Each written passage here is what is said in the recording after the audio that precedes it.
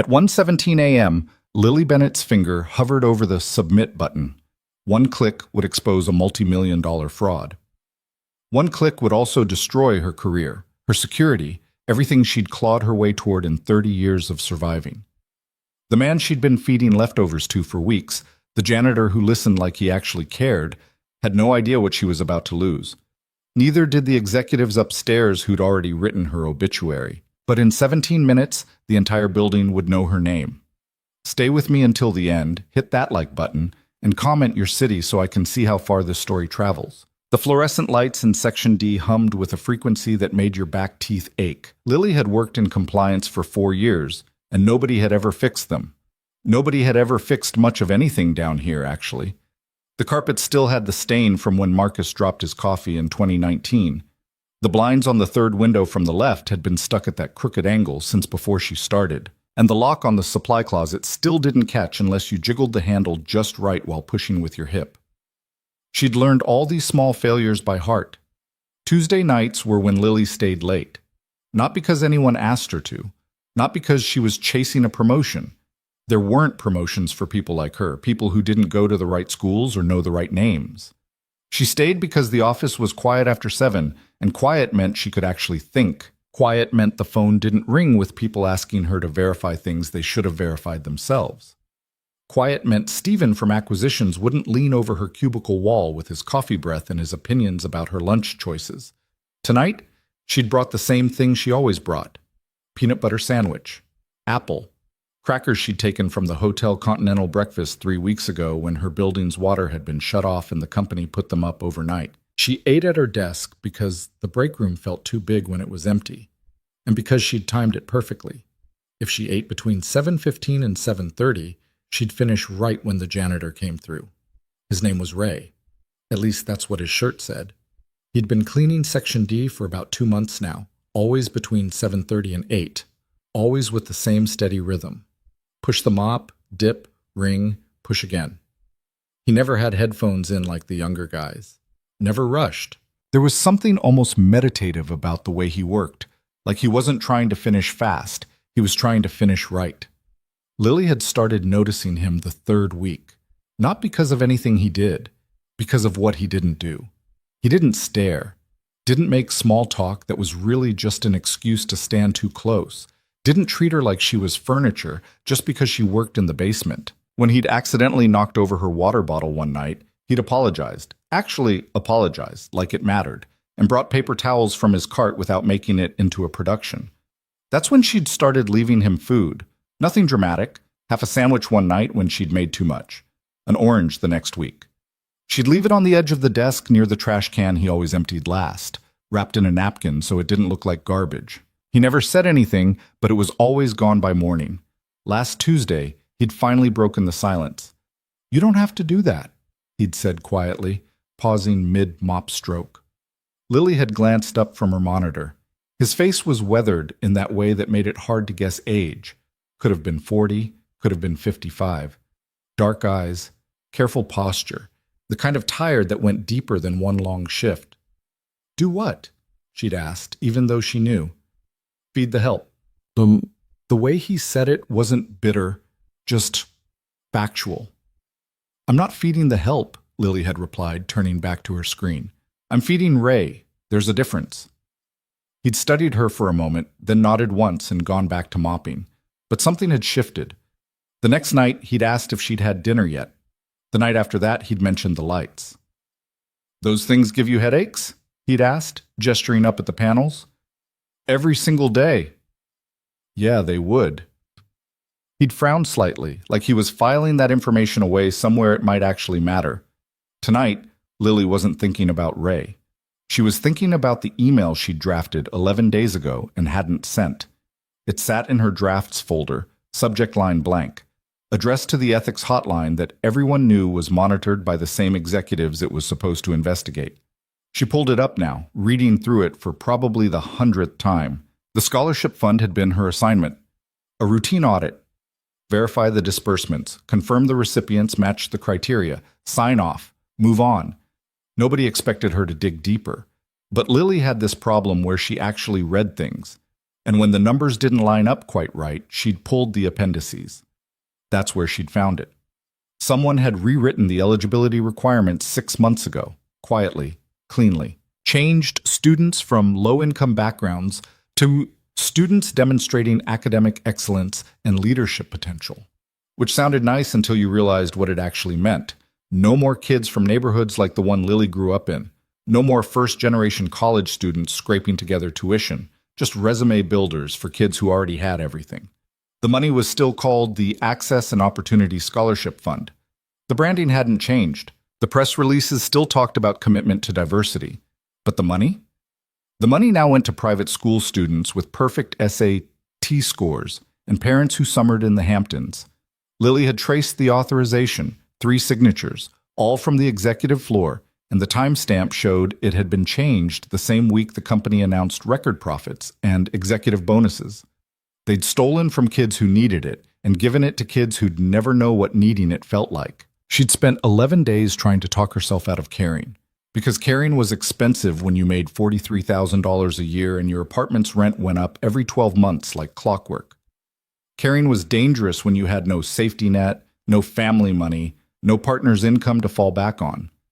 Caring was a luxury for people who could afford to be unemployed. Lily had been unemployed before, after college, after her mom got sick, after the bills piled up and the collection calls started. She'd been unemployed and scared and willing to take anything, retail, temp work, overnight shifts at the warehouse where you stood on concrete for 10 hours and your feet went numb. She'd clawed her way to this job, this basement office, this steady paycheck, and she knew exactly how fast it could all disappear. So she'd written the email, documented everything, attached the evidence, and then she'd saved it to drafts and gone home and tried to sleep. But here's the thing about truth. Once you see it, you can't unsee it. It sits there, patient, waiting. Lily's finger moved to the touchpad, cursor hovering over the send button. 1 click. That's all it would take. The door to Section D opened and Ray came in pushing his cart, right on schedule. Lily quickly minimized the email and pulled up a spreadsheet, something boring and harmless. Evening, Ray said quietly. Hey. He started his usual route, working from the far corner toward her desk. Lily tried to focus on the numbers in front of her, but the email was still there, minimized but not gone, like a weight pressing against the inside of her chest. You staying late again? Ray asked after a few minutes. Yeah, trying to catch up on some stuff.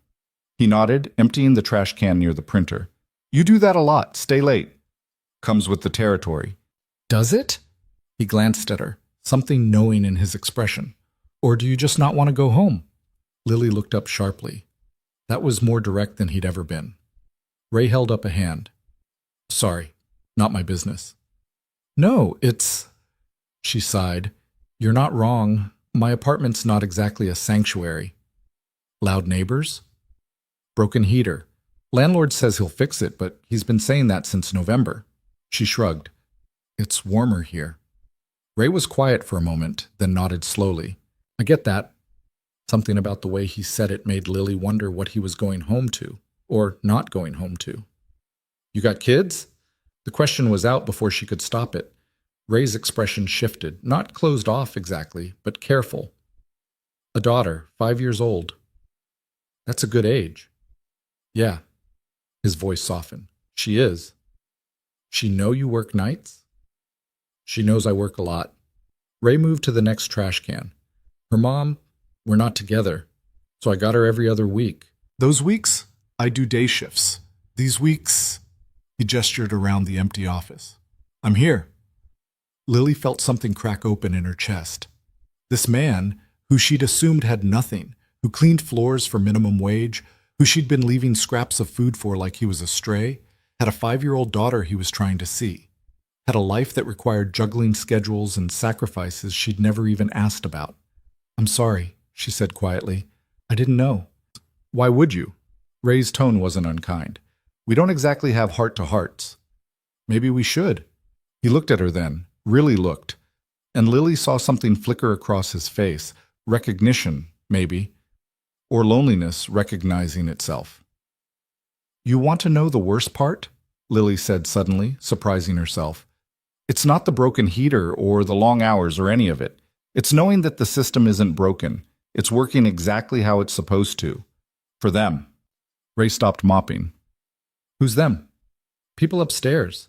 People who make decisions about other people's lives and never have to face those people. Never have to see what their choices actually cost. She was talking too much, she knew it, but she couldn't stop.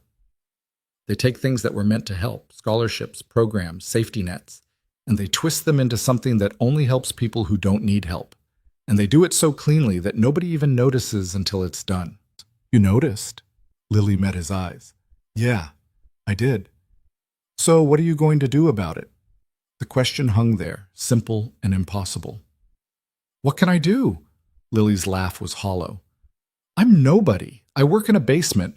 I don't have power or connections or… You have the truth, Ray interrupted quietly. That's not nothing. The truth gets people like me fired. Maybe. He leaned on his mop handle, studying her. But staying quiet gets you something worse. What's worse than losing your job? Losing yourself. The words hit harder than they should have. Lily looked away, blinking against the sudden sting behind her eyes. I can't afford to be brave, she whispered. Ray was quiet for a long moment. Then he said, I don't think bravery is about affording it. I think it's about deciding what you can't afford to live without. He went back to mopping then, giving her space, but his words stayed, settling into the gaps between her thoughts. What couldn't she afford to live without? Not the apartment, as shitty as it was. Not the job, as much as she needed it. Those were just things. Circumstances. They could change, had changed before, would change again. But this feeling of knowing something was wrong and doing nothing, that would stick, that would calcify into something permanent, something that changed the shape of who she was. Lily pulled the email back up. Her hand was shaking as she moved the cursor to send. One click. She thought about those kids, the ones who'd never get the scholarships now. Kids like she'd been, scraping together financial aid applications and hoping someone would take a chance. Kids who'd been promised access and opportunity and got handed another locked door instead. She thought about Ray, working night shifts so he could see his daughter every other week. About all the other Rays in the building, invisible people keeping everything running while executives upstairs got bonuses for cutting costs. She thought about the version of herself who would walk out of here tonight having done nothing, who would go home to her cold apartment and lie awake knowing she'd chosen safety over truth, who would become exactly the kind of person who made this system possible. At 1:17 a.m., Lily clicked send. The whoosh of the email leaving her outbox sounded impossibly loud in the quiet office. For a moment, nothing happened. The world didn't end. The lights didn't flicker. Ray kept mopping in the corner, unaware that everything had just changed. Then Lily's hand started shaking for real. Oh, God, she breathed. Oh, God, what did I just do? Ray glanced over. You okay? Lily couldn't finish the sentence. She'd just destroyed her career, her livelihood, any chance of moving up or out or anywhere but down. In one click, she'd thrown away 4 years of careful invisibility. Her phone buzzed. Email notification, ethics hotline. Your submission has been received and assigned, case number 2847. A review team will contact you within 48 hours. 48 hours. 2 days for them to figure out who she was, what she'd found, how to bury it. Lily stood up abruptly, chair scraping against the floor. She needed air, needed to move, needed to… Hey, Ray's voice cut through the spiral.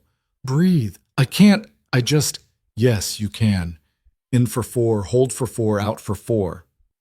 He'd set the mop aside, was walking toward her with his hands visible, non-threatening. Come on, with me, in. Lily sucked in a breath, jagged and insufficient. Slower, Ray coached. You're not drowning, you're just scared. There's a difference. She tried again. In for 4. Hold. Out for 4. There you go. He nodded. Again. By the third breath, the panic had downshifted from alarm bells to just noise. Loud, insistent noise, but survivable. I'm such an idiot, Lily said, pressing her palms against her eyes. Why? Because you told the truth? Because I thought telling the truth would matter. She laughed bitterly. They're going to bury this. Bury me. I don't know what I was thinking. Ray was quiet for a moment. Then he said, "Can I tell you something?" Lily lowered her hands. "Sure." My daughter's name is Emma, and every night before bed, she asks me the same question. Did you do something good today, Daddy? His voice caught slightly. Some nights I can tell her yes. Most nights I just tell her I tried. But lately I've been wondering what kind of answer she deserves, what kind of world she's growing up in. Ray, what you just did. He met her eyes. That's the answer I want to give her. That when it mattered, someone tried, even if they were scared. Even if it cost them. Lily felt tears spill over. It's going to cost me everything. Maybe, Ray acknowledged. Or maybe you just bought yourself something you didn't know you'd lost. Before Lily could ask what he meant, footsteps echoed in the hallway outside Section D. Multiple sets. Moving fast. They both froze. That's the executive elevator, Lily whispered. Nobody uses that this late, except the door burst open. 3 people Lily recognized from the upper floors, led by Vanessa Hale, Senior VP of Strategic Initiatives, or whatever made-up title they'd given her. Tall, sharp-suited, the kind of woman who wore ambition like perfume. Lily Bennett? Vanessa's smile was all edges. Yes? We need you to come with us. Lily's heart slammed against her ribs. Why? Your email to the ethics hotline raised some concerns. We'd like to address them immediately. Vanessa's tone made it clear this wasn't a request. Ray stepped forward slightly, putting himself between Lily and the door. A subtle shift, barely noticeable, but Vanessa's eyes flickered to him with brief irritation. The janitor can finish his work elsewhere, she said dismissively. It's fine, Lily said quietly to Ray, even though everything in her was screaming that it wasn't fine, nothing was fine. I'll be okay. Ray looked at her for a long moment, something unreadable in his expression. Then he nodded once and stepped aside. As Lily followed Vanessa and her escorts toward the elevator, she glanced back once. Ray was still standing there, watching. And for just a second, she could have sworn she saw something flicker across his face.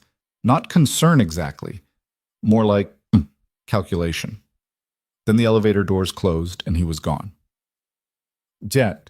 The conference room on the 18th floor was designed to intimidate. Floor-to-ceiling windows overlooking the city, a table that could seat 20 but currently held only 5. Lighting that was somehow both too bright and too cold. Lily sat in the chair they'd indicated, middle of the table, facing the windows so the light would be in her eyes. Classic power play. Vanessa took the head of the table. The 2 men flanking her were from legal, Lily was pretty sure, though nobody had bothered with introductions. So, Vanessa folded her hands on the table. You sent an email tonight making some very serious allegations.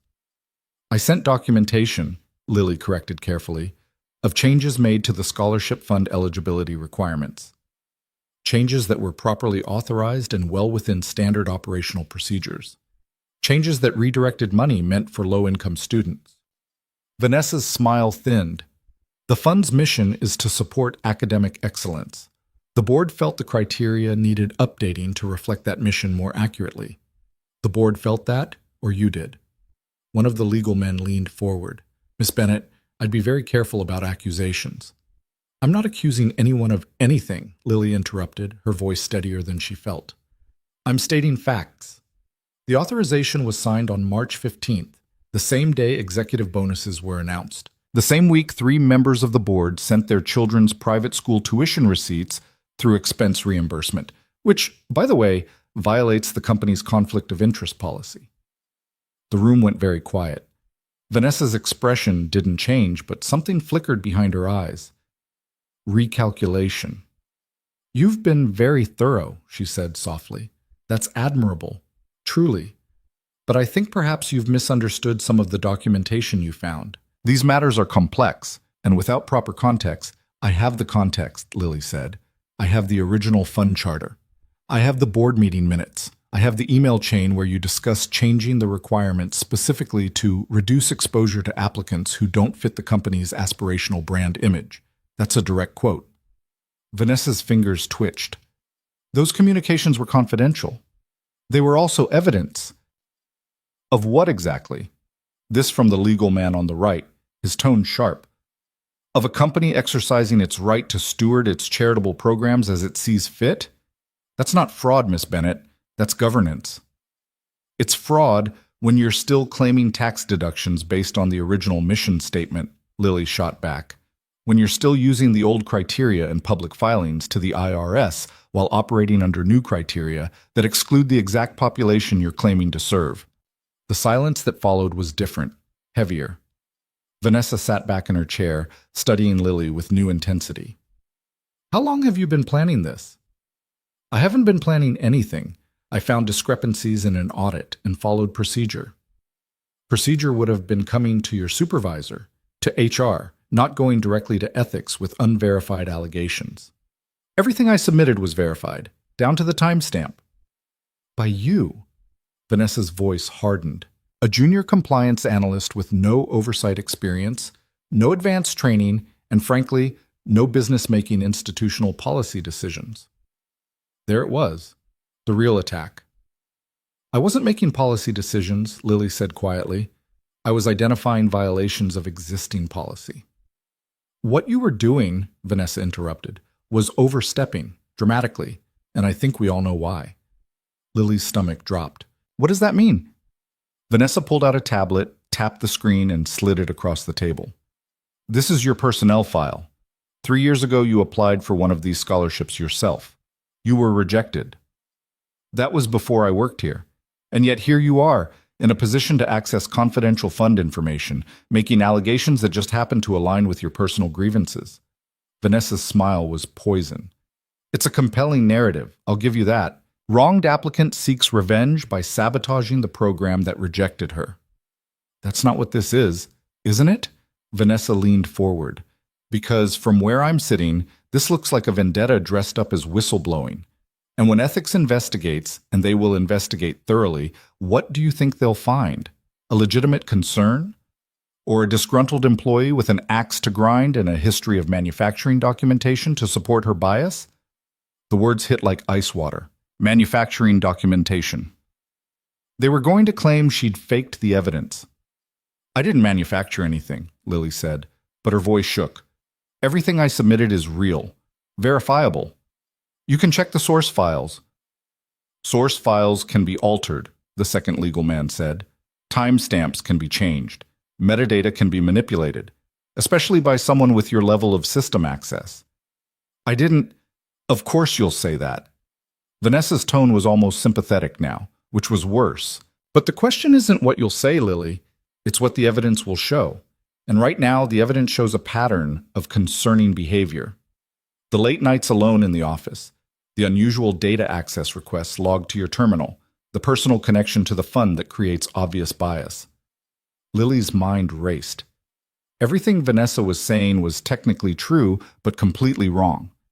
Yes, she stayed late, because the office was warmer than her apartment. Yes, she'd accessed fund data, because that was literally her job. Yes, she'd applied for the scholarship years ago, but that had nothing to do with finding the fraud. Except now it did, because they were making it the story. I want a lawyer, Lily said. Of course, Vanessa replied smoothly. That's your right.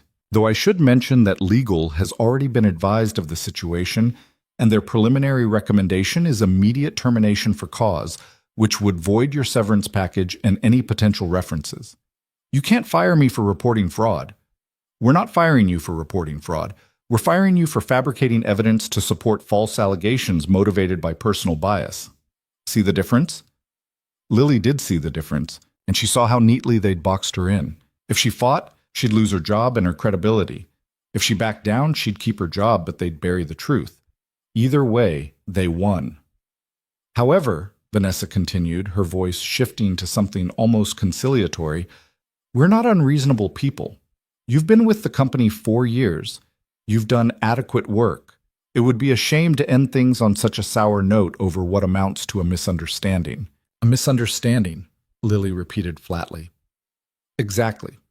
You found some confusing documentation, made an honest mistake in interpretation, and let personal feelings cloud your judgment. It happens. We're prepared to accept your resignation effective immediately, provide you with 3 months severance, and agree to neutral references for future employment. All you have to do is sign a statement acknowledging that your allegations were unfounded and based on incomplete information. There it was. The deal. The exit ramp. 3 months severance would cover rent while she looked for something else.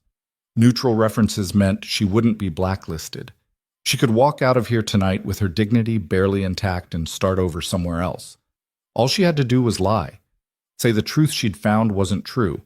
Say the evidence she'd documented didn't exist.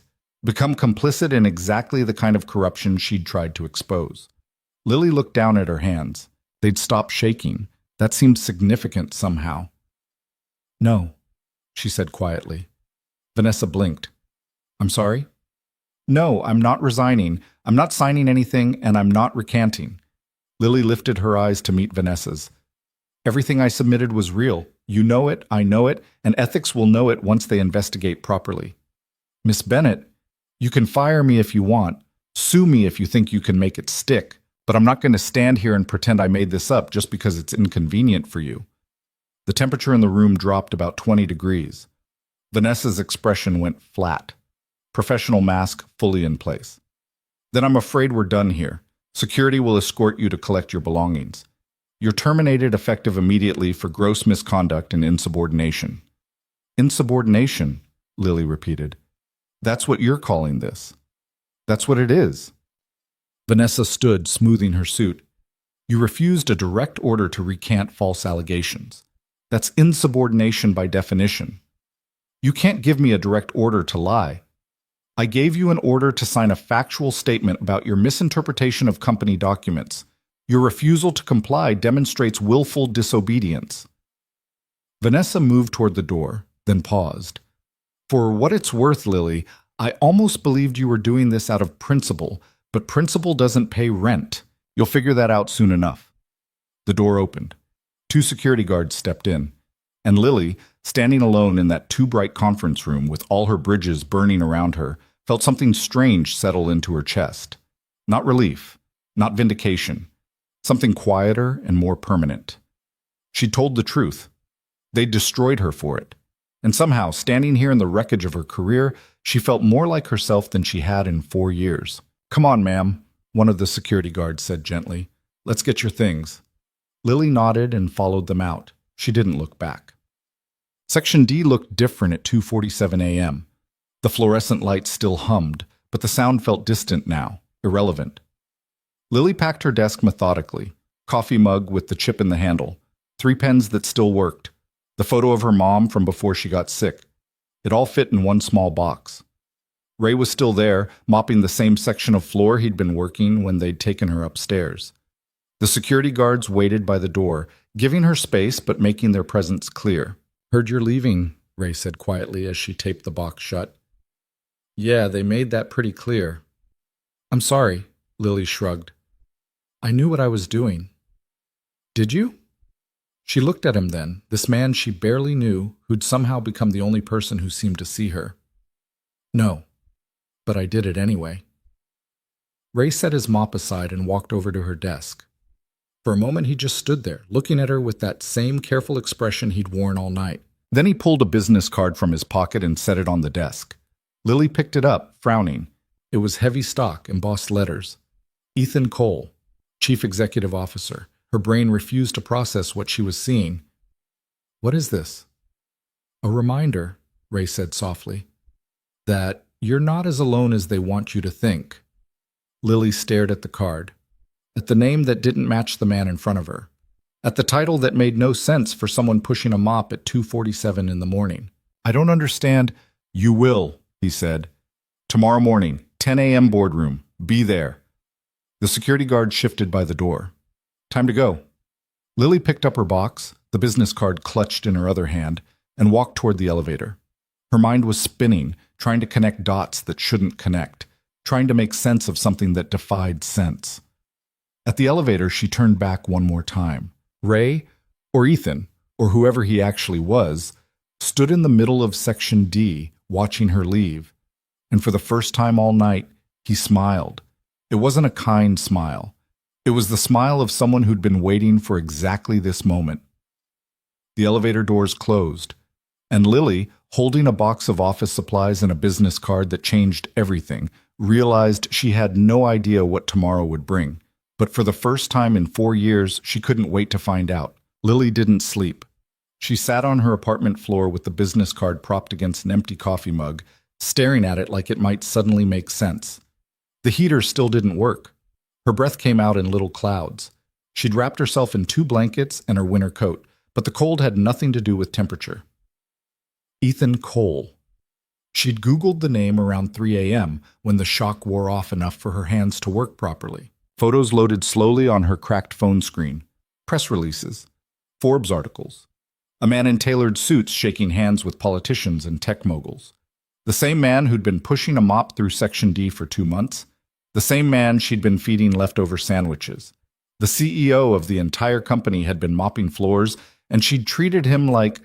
Lily's laugh came out sharp and slightly unhinged. She'd patronized a billionaire, fed him like a stray, told him about her broken heater and her struggles like he wouldn't understand, like he existed in the same world she did. Except he'd let her. He'd listened. He'd asked about her dinner and noticed the fluorescent lights and talked about his daughter, like his daughter. Lily pulled up the photos again, scrolling past the corporate headshots until she found one from some charity gala. Ethan Cole in a tuxedo, half smiling at the camera, and next to him a little girl in a pink dress. Emma, 5 years old, he'd said. The photo caption confirmed it. The ex-wife wasn't in the picture, literally and apparently figuratively, so that part had been true at least. The custody arrangement, the night shifts timed around visitation. Unless that had been part of whatever game he was playing. Lily's phone buzzed. Text from an unknown number. Car will pick you up at 9:30. Wear whatever makes you feel like yourself. E. Her thumb hovered over the keyboard. 1,000 questions fought for priority. Why had he been pretending? What did he want from her? What the hell was happening at 10 a.m.? She typed, "Why didn't you tell me?" The response came almost immediately. "Would you have believed me?" Lily stared at that for a long minute. Then she typed, "No. Exactly. See you at 10. She set the phone down and pulled the blankets tighter. Outside, the city was starting to wake up. Delivery trucks rumbling past. Someone's alarm going off through the thin walls. Wednesday morning, rolling in like nothing had changed. But everything had changed. She'd been fired. The truth she'd exposed was probably already being buried. And the janitor who told her bravery wasn't about affording it turned out to be the man who owned the building. Lily closed her eyes and tried to remember exactly what she'd said to him over the past 2 months. Every complaint about management, every cynical observation about corporate culture, every bitter comment about people upstairs who made decisions without consequences. She'd said all of that to the person at the very top. "Oh God," she muttered into the blankets. "I'm such an idiot." But then she remembered the way he'd looked at her last night when she'd sent that email. Not like a CEO catching an employee in an act of insubordination. Like someone who'd been waiting for her to do exactly that. The business card caught the early morning light, embossed letters throwing tiny shadows.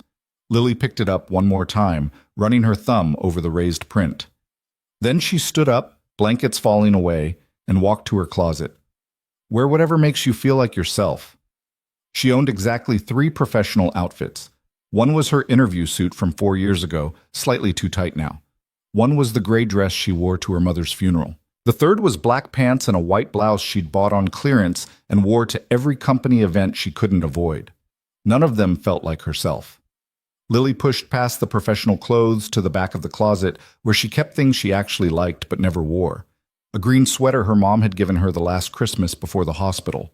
Jeans that fit properly. Boots that were worn but real leather, the kind that would last. She pulled them out and got dressed. If this was the last time she'd ever set foot in that building, she'd do it as herself. Not as the version of Lily who'd spent 4 years making herself smaller. The car arrived at 9:30 exactly. Black sedan, driver in a suit who opened the door without comment. Lily slid into the back seat and tried not to think about how much this probably cost per hour. They didn't go to the main entrance. The driver took a route around back, pulling into an underground garage Lily didn't know existed. Private elevator, keycard access. The door opened directly into a hallway she'd never seen, all glass and steel and the kind of quiet that meant expensive soundproofing. A woman in her 50s waited by the elevator, tablet in hand, expression professionally neutral. "Miss Bennett, I'm Carol, Mr. Cole's executive assistant. He's finishing a call, but he'll be ready for you in a few minutes. Can I get you anything? Coffee? Water?" "I'm fine," Lily said, even though she wasn't remotely fine. Carol nodded and gestured down the hallway. "Conference room 3. Make yourself comfortable." The conference room was smaller than the one where Vanessa had fired her, but somehow more intimidating. Windows overlooking the city from what had to be the 25th floor at least.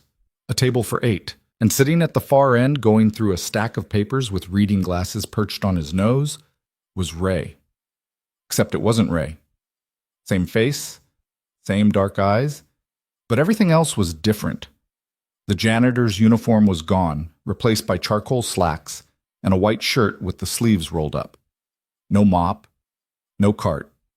Just a man who clearly belonged in this room, in this building, in this world that Lily had never been invited into.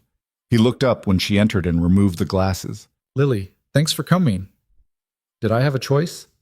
The words came out sharper than she intended. Ethan's expression didn't change. "Yes, you always had a choice. Even when your security guards were escorting me out? Especially then." He set the papers aside and stood. "Sit, please." Lily remained standing. "I'd rather know what this is first." "This is me keeping a promise I made to myself 6 months ago." Ethan walked around the table, closing the distance between them, but stopping a respectful few feet away. "That if I found one person in this company who gave a damn about something other than their paycheck or their title, I'd back them, completely. So this was a test. No, it was research." He leaned against the table, arms crossed. "Do you know how many executives I have?" 17. "Do you know how many of them would have reported what you found?" 0. Not because they're all corrupt, because they've all learned that comfort is safer than conscience. Lily's hands clenched. "You knew about the scholarship fund. You knew what Vanessa did." "I suspected. I didn't have proof." "You own the company. You could have gotten proof whenever you wanted." "Could I?" Ethan's voice was quiet. "You think if I'd walked into Vanessa's office and demanded to see the fund records, she would have handed over the real ones? Or do you think she would have shown me exactly what I was supposed to see, smiled, and made sure the evidence disappeared before I could look twice?" Lily wanted to argue, but she'd worked in compliance long enough to know he was right. The moment Power started asking questions, the answers got sanitized. "So instead you mopped floors and spied on your own employees. And instead I did the same job my father did when he started this company 40 years ago, before the IPO and the board meetings and the stockholders, back when he knew every person's name." Ethan's expression tightened. "He used to tell me that you can't lead people you don't understand, and you can't understand people if they're performing for you. So you performed for us instead. I worked the same shifts as the night crew, listened to what they said when they thought nobody important was around, learned which managers treated them like humans and which ones treated them like furniture." He paused. "I learned that the woman in compliance worked late every Tuesday because her apartment was too cold, that she shared her food even though she didn't have enough, that she noticed things other people missed because she actually read what she was signing." Lily's throat tightened. "You used me. I paid attention to you. There's a difference." "Is there? Because from where I'm standing, you let me think you were someone you weren't, so you could, what, see if I'd be useful?" Ethan met her eyes. "I let you think I was someone who needed help so I could see if you'd give it anyway. Most people wouldn't. They'd walk past the janitor, ignore the night crew, pretend the invisible people don't exist. You didn't. So I passed your test. Congratulations. What do you want? A medal?" "I want you to understand something." Ethan pushed off the table, his voice sharpening. "Last night, Vanessa Hale tried to destroy you. She had legal draft termination papers before you even reached the 18th floor. She had a plan to discredit you, bury your evidence, and make sure you'd never work in this industry again. And she almost succeeded." "Almost?" "She didn't know I was watching, didn't know I'd installed monitoring software on senior executive accounts 3 months ago after the third suspicious policy change in a row. Every email she sent, every document she altered, every conversation she had about burying your report. I have all of it. The room tilted slightly. Lily grabbed the back of a chair to steady herself. You recorded her committing crimes. I documented an executive abusing her authority and violating company policy. What she did crossed about 15 legal lines, but I'll let the lawyers figure out which ones stick. Ethan walked to a laptop at the head of the table and opened it. She sent this at 3:47 this morning. He turned the screen toward Lily. Email chain. Vanessa to someone in HR, someone in legal, someone whose title Lily didn't recognize. Subject. Bennett. Situation. Containment protocol. The compliance analyst has been terminated and signed out. Evidence has been secured and will be reclassified as personnel grievance rather than ethics violation. Recommend immediate implementation of revised narrative. Disgruntled employee with personal bias attempted to fabricate misconduct allegations. Ethics case should be closed by Friday with finding of no wrongdoing. Fund restructuring will proceed as planned. No changes to timeline or implementation. Lily read it twice, then a third time. She's just going to pretend it never happened. She was, Ethan corrected.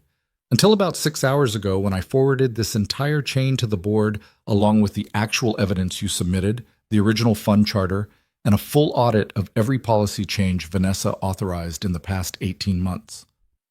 What did the board say? They called an emergency meeting for 10 a.m. today. Ethan checked his watch. Which starts in 12 minutes. Lily's stomach dropped. You want me there? I want you to finish what you started. He closed the laptop. You exposed the fraud, but Vanessa's trying to twist it into something else, and the board. They're smart, they're cautious, and they're very concerned about liability. If they think this is just he said, she said, they'll choose the path of least resistance, which means Vanessa keeps her job, the fund stays changed, and your evidence gets buried in a file marked employee grievance. So what do you expect me to do? Tell them what you found, how you found it, why it matters. Ethan's voice softened. Be the same person who sent that email at 1:17 in the morning, knowing it would cost her everything. Lily wanted to say yes, wanted to walk into that boardroom and make them listen, but her hands were shaking again and her mouth had gone dry. They'll destroy me, she whispered. Vanessa's already built the narrative. I'm the disgruntled employee with a grudge. I'm the unreliable narrator. The second I open my mouth, they'll tear me apart. They'll try, Ethan agreed. That's why I'll be there. You're the CEO. You should just fire her. I could, but then the board would ask why I didn't catch this sooner, why I let it happen under my watch. And Vanessa would claim she was following my implicit direction, that the culture I created made her think this was acceptable. He shook his head. If I just fire her, it becomes about my judgment. But if you testify to what you found, and I support you with evidence, it becomes about her actions, about accountability. You want me to be the face of this so you don't have to be.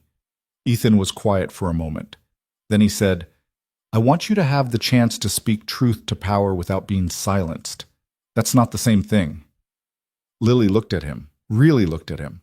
This man who'd spent 2 months pretending to be someone else, who'd listened to her complaints and her fears, and never once revealed that he could actually do something about them, who was now asking her to walk back into the fire she'd barely escaped. Why me? She asked. You could have picked anyone, could have planted evidence differently. Why did it have to be me? Ethan was silent for long enough that Lily thought he might not answer. Then he said, Because 6 months ago, my daughter asked me that question. Did you do something good today, Daddy? And I realized I couldn't remember the last time I'd said yes and meant it. I'd built this company into something my father wouldn't recognize, hired people who valued growth over integrity, created systems that protected profit instead of people, and I didn't know how to fix it without burning the whole thing down. He walked to the window, looking out over the city. Then I read your first audit report, 3 years ago. You'd flagged a vendor contract that looked fine on paper but had some unusual payment structures. Your supervisor told you to sign off on it anyway. You refused, wrote a formal objection, got overruled. The contract went through. Lily remembered. She'd almost quit over that one. 2 years later, Ethan continued, that vendor got indicted for tax fraud. The payment structures you'd flagged were the mechanism. If someone had listened to you, the company would have avoided a $15 million liability. He turned back to her. But nobody listened, because you were junior, inexperienced, didn't know your place. How do you know about that? Because I read every audit report filed in the last 5 years, looking for patterns, looking for people who cared about getting it right instead of getting ahead. He walked back toward her. You were the only one who kept filing objections even after they stopped listening, the only one who didn't learn to look the other way. Lily's chest felt tight. That's just doing my job. No. Doing your job is signing what they tell you to sign and collecting your paycheck. What you did was giving a damn. Ethan stopped in front of her. So yes, I want you to be the face of this, not because I'm hiding, because you earned it. Because those kids who lost their scholarships deserve someone who'll fight for them even when it's hard, even when it costs everything. I'm already fired. I already lost everything. Did you? Ethan asked quietly. Or did you finally figure out what you were worth? Before Lily could answer, Carol appeared in the doorway. Mr. Cole, the board is assembled. Ethan nodded. Then he looked at Lily. Your choice. You can walk out right now. I'll have Carol cut you a check for the severance Vanessa should have offered. 6 months' salary. Glowing reference. Clean break. Or you can come with me and finish this. Lily's mind raced. 6 months' salary would mean security. Time to find something else. A chance to start over somewhere they didn't know her as the troublemaker who got fired. But it would also mean Vanessa won. The scholarship fund stayed changed. The next person who found fraud would look at what happened to Lily and decide silence was safer. She thought about those kids, the ones who'd applied believing the promises on the website, who'd gotten rejection letters and never knew the game had been rigged before they even started. She thought about Ray, Ethan, whoever he really was, asking if she'd had dinner yet, noticing the lights that gave her headaches, talking about his daughter like she was the reason he showed up every day. She thought about her mother who'd worked 3 jobs and still couldn't afford the prescriptions, who'd told Lily to be smart, be careful, be safe, but who'd also said, the week before she died, don't let them make you small, baby. You're worth more than they'll ever pay you. Lily took a breath. If I do this, I want something. Ethan raised an eyebrow. Name it. The scholarship fund. I want it restored, all of it. Original criteria, original mission. And I want oversight. Real oversight, not just signatures on paper. Done. And I want an apology, public, on record, for every kid who applied this year and got rejected under the fake criteria. Also done. And I want... Lily hesitated. I want a job. Ethan tilted his head. You already had a job. Not in compliance, not in the basement. I want to work in ethics. Real ethics, not the hotline that reports to legal. I want to build something that actually protects people instead of covering for executives. For the first time since she'd walked into the room, Ethan smiled. Actually smiled, not the careful corporate expression, but something genuine. You're negotiating. You told me to know my worth. This is what I'm worth. Fair enough. He held out his hand. You testify. I'll back everything you say. We fire Vanessa, fix the fund, and build whatever ethics infrastructure you think this company needs. Deal? Lily looked at his outstretched hand. This man who'd lied about who he was but told her the truth about everything else. Who'd mopped floors to understand the people who worked for him. Who'd watched his own executives commit fraud and waited for someone brave enough to expose it. She shook his hand. Deal. The boardroom was worse than Lily had imagined. 12 people seated around a table that probably cost more than her annual salary. Most of them were older, white, men in suits that fit too well. A few women, equally polished. All of them looked at Lily like she was a stain someone had forgotten to clean. Vanessa sat near the middle, composed and confident. She'd changed clothes since last night. Fresh suit, perfect makeup, not a hair out of place. When she saw Lily, something flickered across her face. Surprise. Quickly masked. What is she doing here? Vanessa's voice was calm but sharp. Mr. Cole, this woman was terminated for cause. She has no business in a board meeting. Ethan pulled out a chair for Lily at the opposite end of the table from Vanessa. Miss Bennett is here at my invitation. As the person who originally identified the misconduct we're here to discuss, her testimony is relevant. Alleged misconduct, Vanessa corrected smoothly, based on falsified evidence created by an employee with documented bias and a personal vendetta. We'll get to the evidence, Ethan said, taking his own seat. But first, I'd like Miss Bennett to explain exactly what she found and how she found it, without interruption. He looked at Lily, nodded once. The room waited. Lily's mouth was desert dry. Her hands were shaking under the table where nobody could see. Every instinct screamed at her to apologize, to leave, to make herself small again. Instead, she opened her mouth and started talking. 3 weeks ago, I was assigned a routine audit of the Access and Opportunity Scholarship Fund. The assignment came through normal channels, quarterly review, standard procedure. I was supposed to verify that disbursements matched approved recipients and that fund administration costs were within acceptable ranges. Her voice steadied as she fell into the familiar rhythm of reporting. The numbers matched. On paper, everything looked correct, but there was a notation in the appendix about updated eligibility criteria. It referenced a board meeting from March 15th. That struck me as odd because eligibility criteria changes require formal documentation and usually go through a longer approval process. One of the board members, older man, gray suit, leaned forward. And you decided to investigate this notation without supervisory approval? I decided to read the documentation referenced in the materials I was assigned to audit. That's standard practice. The man sat back, not quite convinced, but not objecting. I pulled the March 15th meeting minutes. Lily continued. The criteria change was listed under Administrative Updates. Single line item.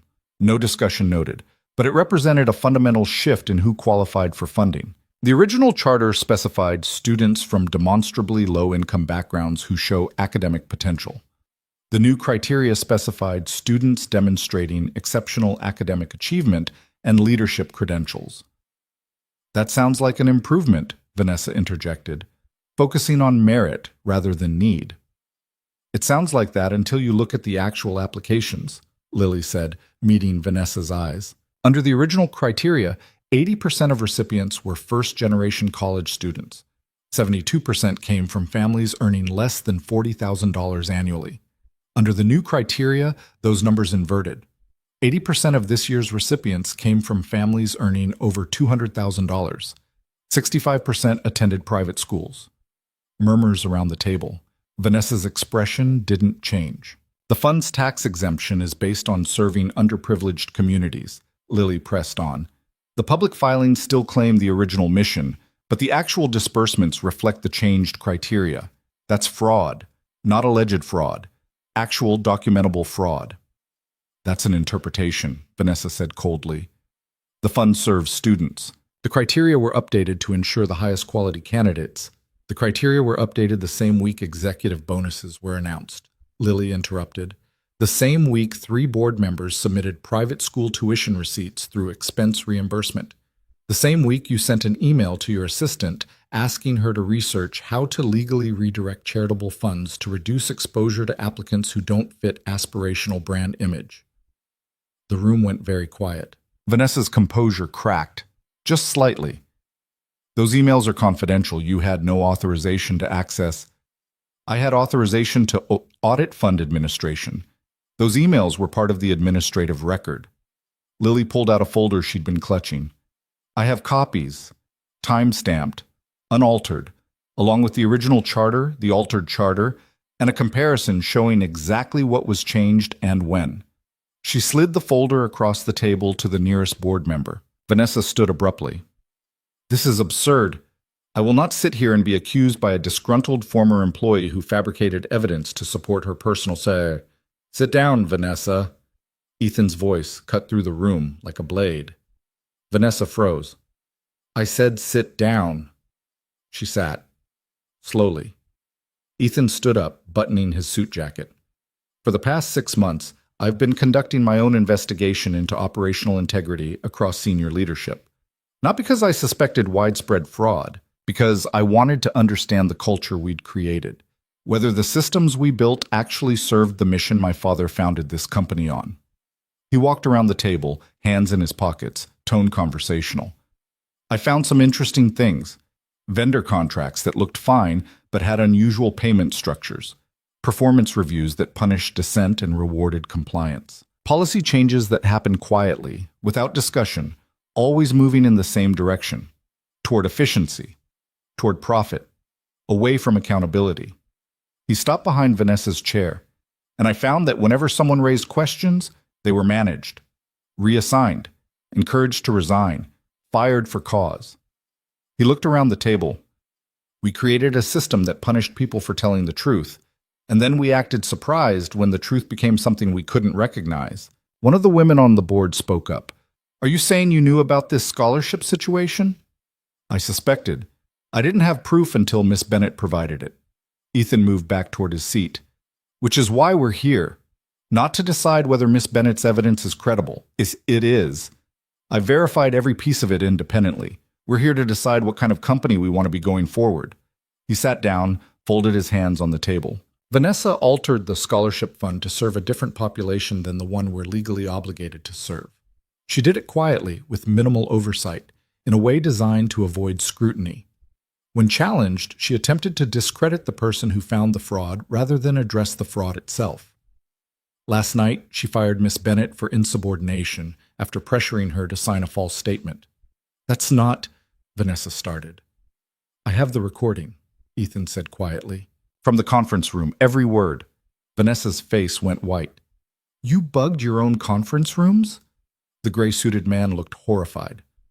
"I installed monitoring equipment in executive spaces after receiving credible reports of harassment and retaliation. Standard security protocol, approved by legal and clearly posted per state law."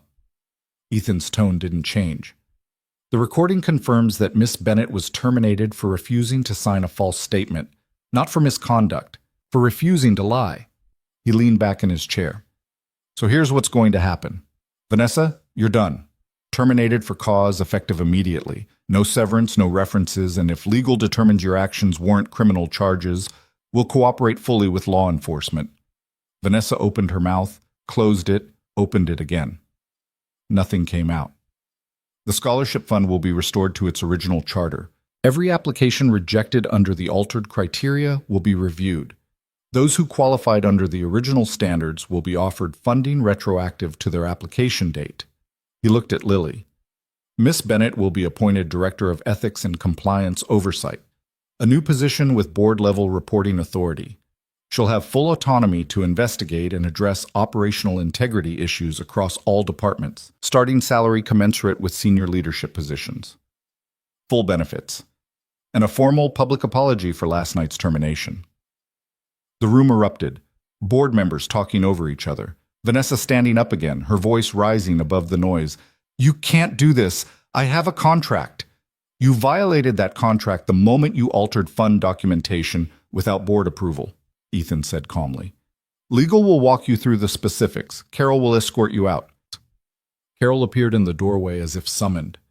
Vanessa looked around the table, searching for allies. Found none. "This isn't over," she said, voice shaking with rage. "Yes," Ethan replied. "It is." Vanessa grabbed her bag and stormed toward the door. She paused next to Lily's chair, leaning down close enough to whisper. "You think you won, but you just painted a target on your back. Every executive in this building is going to come for you now." Lily looked up at her. "Let them come." Vanessa's mouth tightened. Then she was gone, Carol trailing behind her. The board members were still talking, debating, questioning. Ethan fielded them smoothly, pulling up documents on the screen at the front of the room, walking them through evidence and timelines and legal exposure. Lily sat very still and tried to process what had just happened. She had a job, not just any job, a position with actual power, authority, the ability to change things, the ability to make enemies. Vanessa's parting shot echoed in her head. Every executive in this building is going to come for you now. She was probably right. Lily had just humiliated a senior VP in front of the board, had exposed corruption that implicated other people, those board members with tuition receipts, the managers who'd approved policy changes without question. They weren't going to thank her for it.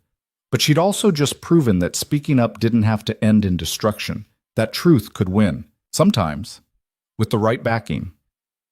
The meeting continued for another hour, details hammered out, procedures established, legal reviewed. By the time the board members started filing out, Lily's head was spinning. Ethan walked over to her as the last board member left. "You okay?" "I don't know yet." He pulled out the chair next to her and sat down. Not at the head of the table anymore, just beside her. "That was impressive," he said quietly. "The way you presented the evidence. You didn't flinch." "I was terrified." "I know. You did it anyway." He was quiet for a moment. "For what it's worth, I'm sorry I didn't tell you who I was sooner." Lily looked at him. Really looked at him, trying to reconcile the man in the expensive suit with the janitor who'd cleaned up her spilled soup. "Which version was real?" she asked. "Ray or Ethan?" "Both, neither." He ran a hand through his hair, looking suddenly tired. "Ray was me trying to remember who I used to be. Before the company got too big, before every conversation became a negotiation. Ethan is who I have to be to keep this whole thing running." "And which one is talking to me right now?" Ethan met her eyes. "I'm trying to figure that out." Something in his voice made Lily's chest tighten. This wasn't a CEO managing an employee. This was a person who'd spent 2 months having real conversations with someone who didn't know who he was, and now didn't know how to have those conversations anymore. "I'm still mad at you," Lily said. "You should be. You lied to me for months. I omitted information. There's a difference." "Not really." Lily stood up, needing to move. "You let me think you were someone who understood what it's like to be invisible, to have no power. And maybe you do understand it intellectually, but you own the building, Ethan. You're not invisible. You're choosing to be." "That's fair. And now you've given me this job, this position, and I don't know if it's because you think I earned it or because you feel guilty. Can it be both?" Lily stopped pacing. "I need to know I can trust you." "You can." "Can I? Because right now it feels like you're playing chess and I'm a piece you moved into position." She crossed her arms. "What happens when I investigate something you don't want investigated? When I find problems that implicate you or your decisions?" Ethan stood up, facing her. "Then you do your job. That's the point." "Easy to say now." "You're right. It is." He stepped closer, voice dropping. "So let me say this. I'm not perfect. I've made a lot of mistakes running this company.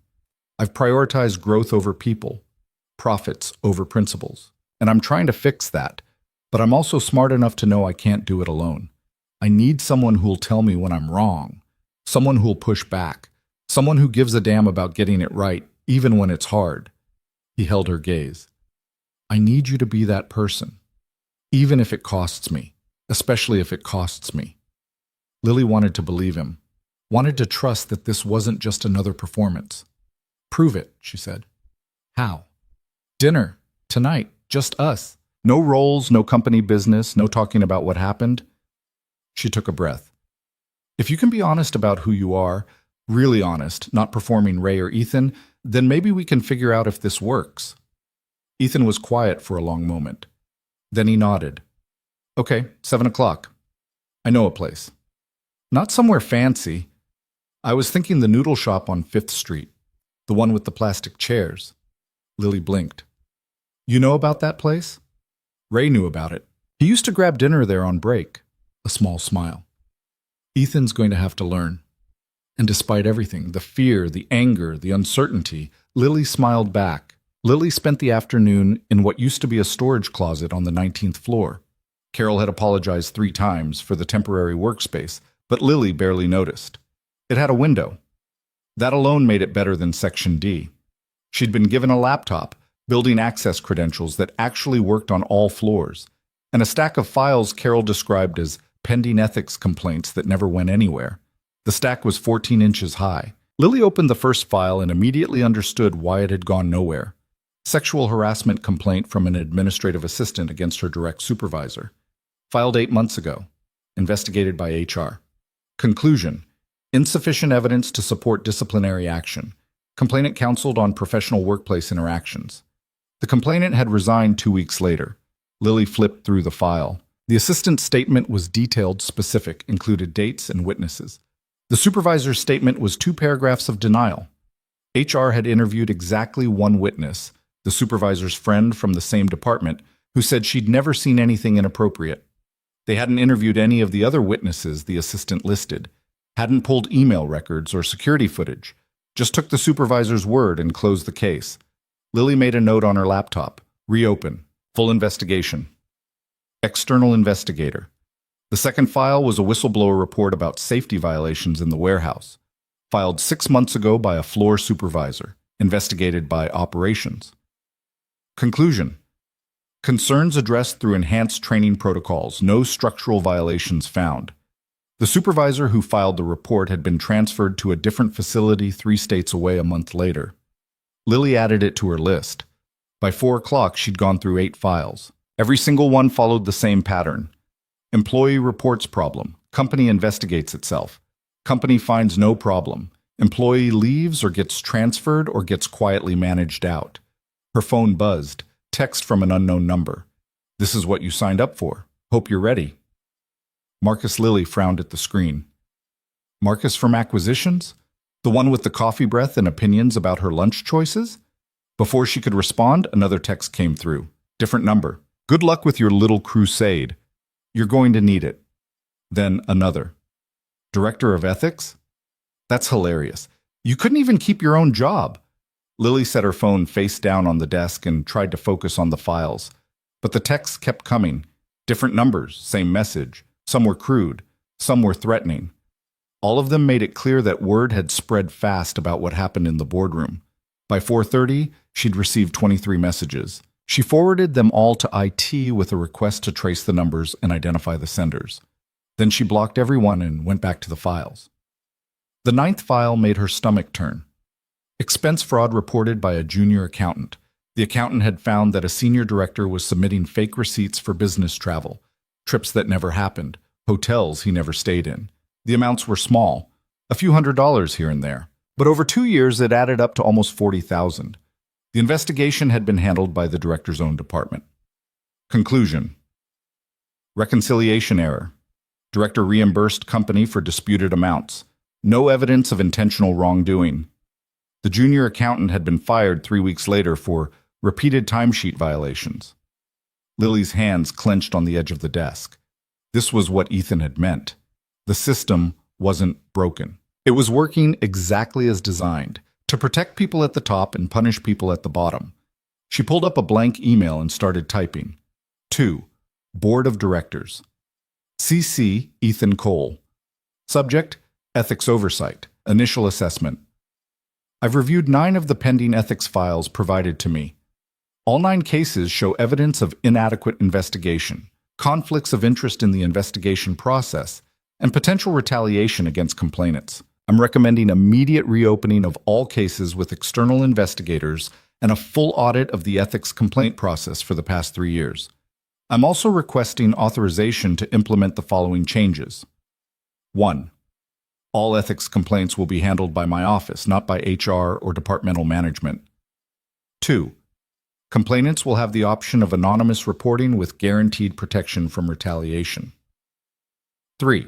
Any employee who experiences retaliation for filing a complaint will have direct escalation to the board. 4.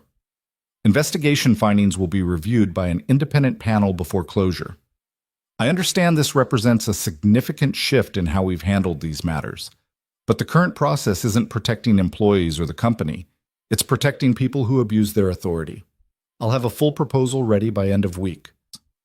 Lily Bennett, Director of Ethics and Compliance Oversight. She read it through twice, finger hovering over send just like it had last night with that other email, the one that had destroyed her old life and started this new one she didn't know how to navigate. Then she clicked send and watched it go. Her phone rang immediately.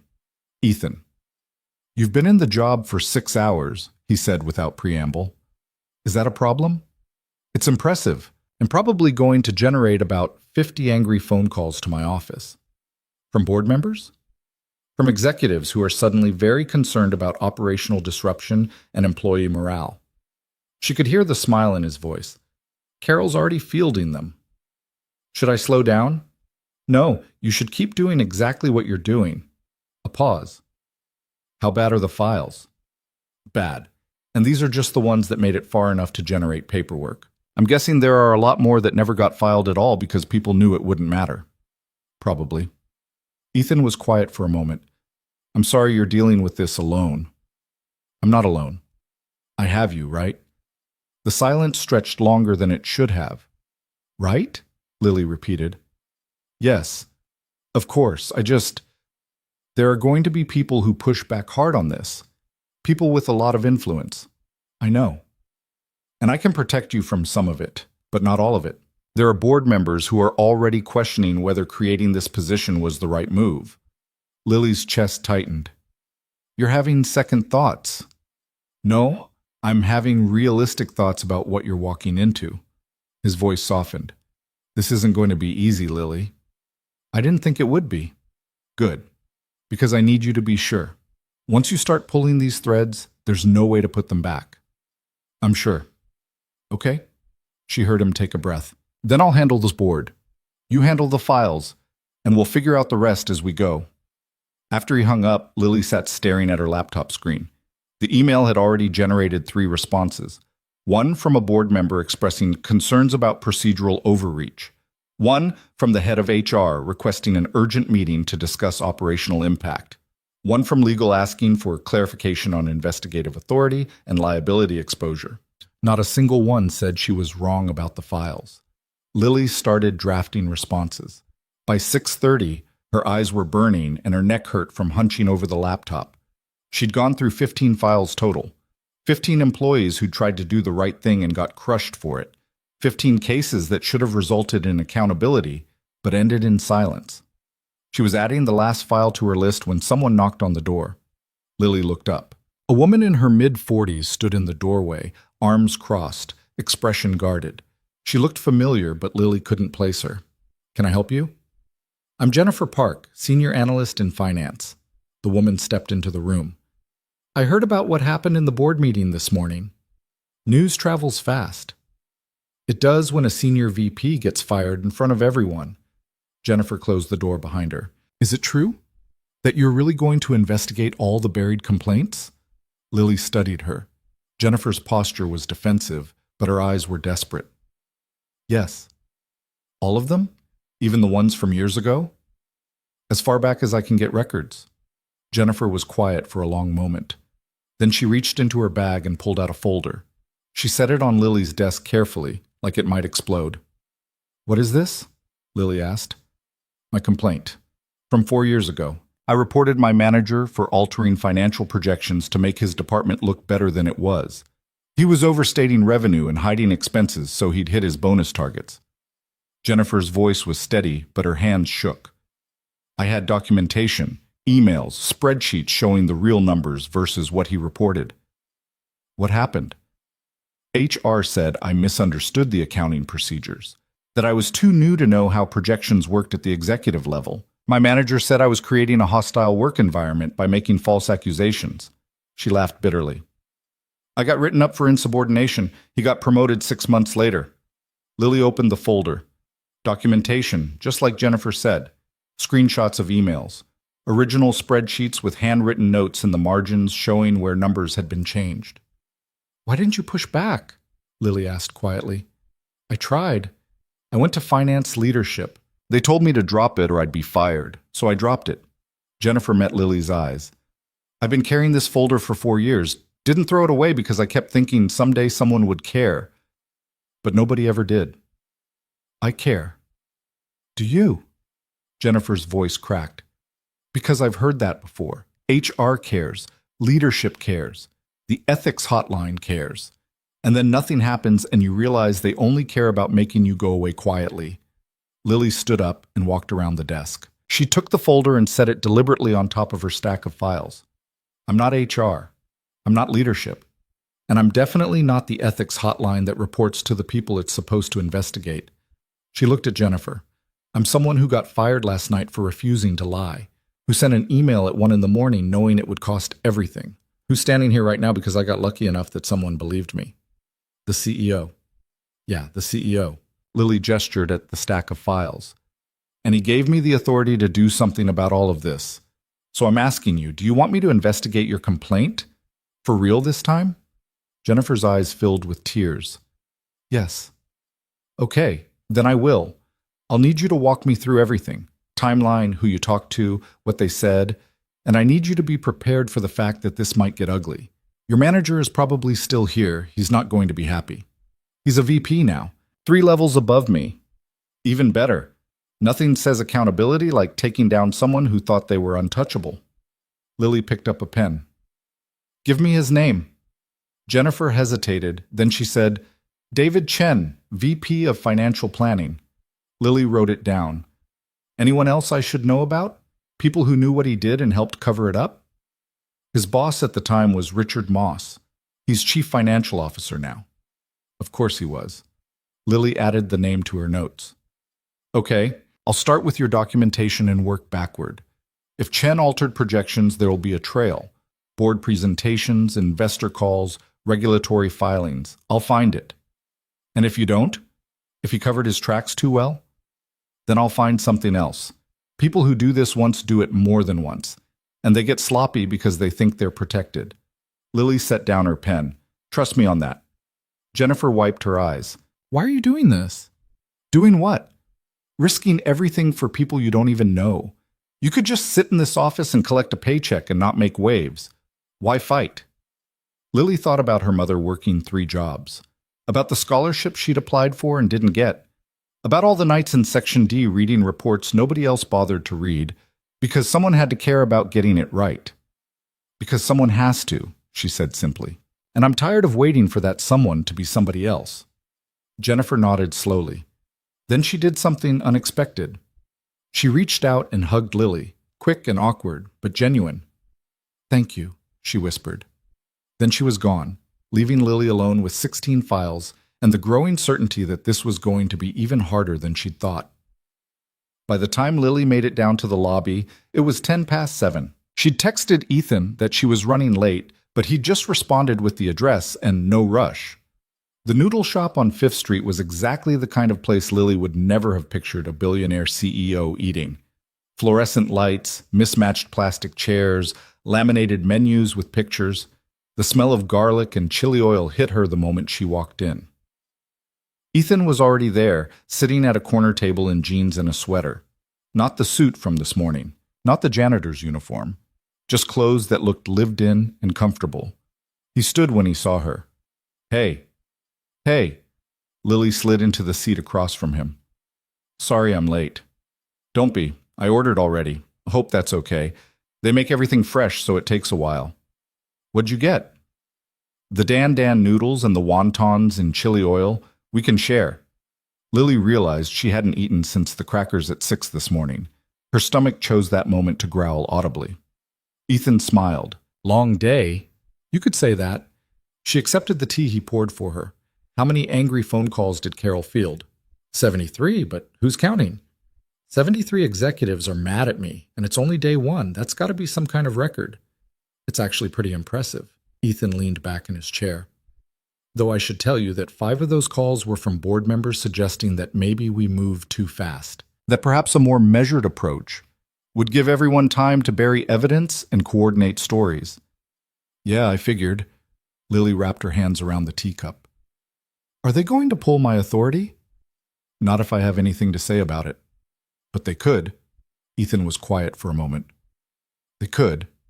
If enough board members decide this is too disruptive, they could vote to restructure your position, make it advisory instead of operational, take away your investigative authority. So I'm on borrowed time. We're all on borrowed time. The question is what we do with it. He met her eyes. You rattled a lot of cages today. That's good. It means people are paying attention, but it also means you need to deliver results fast. Show the board that this isn't just disruption for its own sake.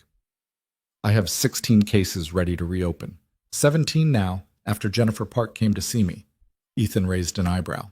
Jennifer came to you directly? With documentation of financial fraud her manager committed 4 years ago. Fraud that HR buried. Lily paused. Her manager is David Chen, VP of Financial Planning. Chen reports to Richard Moss. I know. Ethan was very still. You're going after the CFO. I'm going after whoever the evidence leads to. If that's the CFO, then yeah. Lily. Ethan leaned forward. Richard Moss has been with this company for 20 years. He's on the board.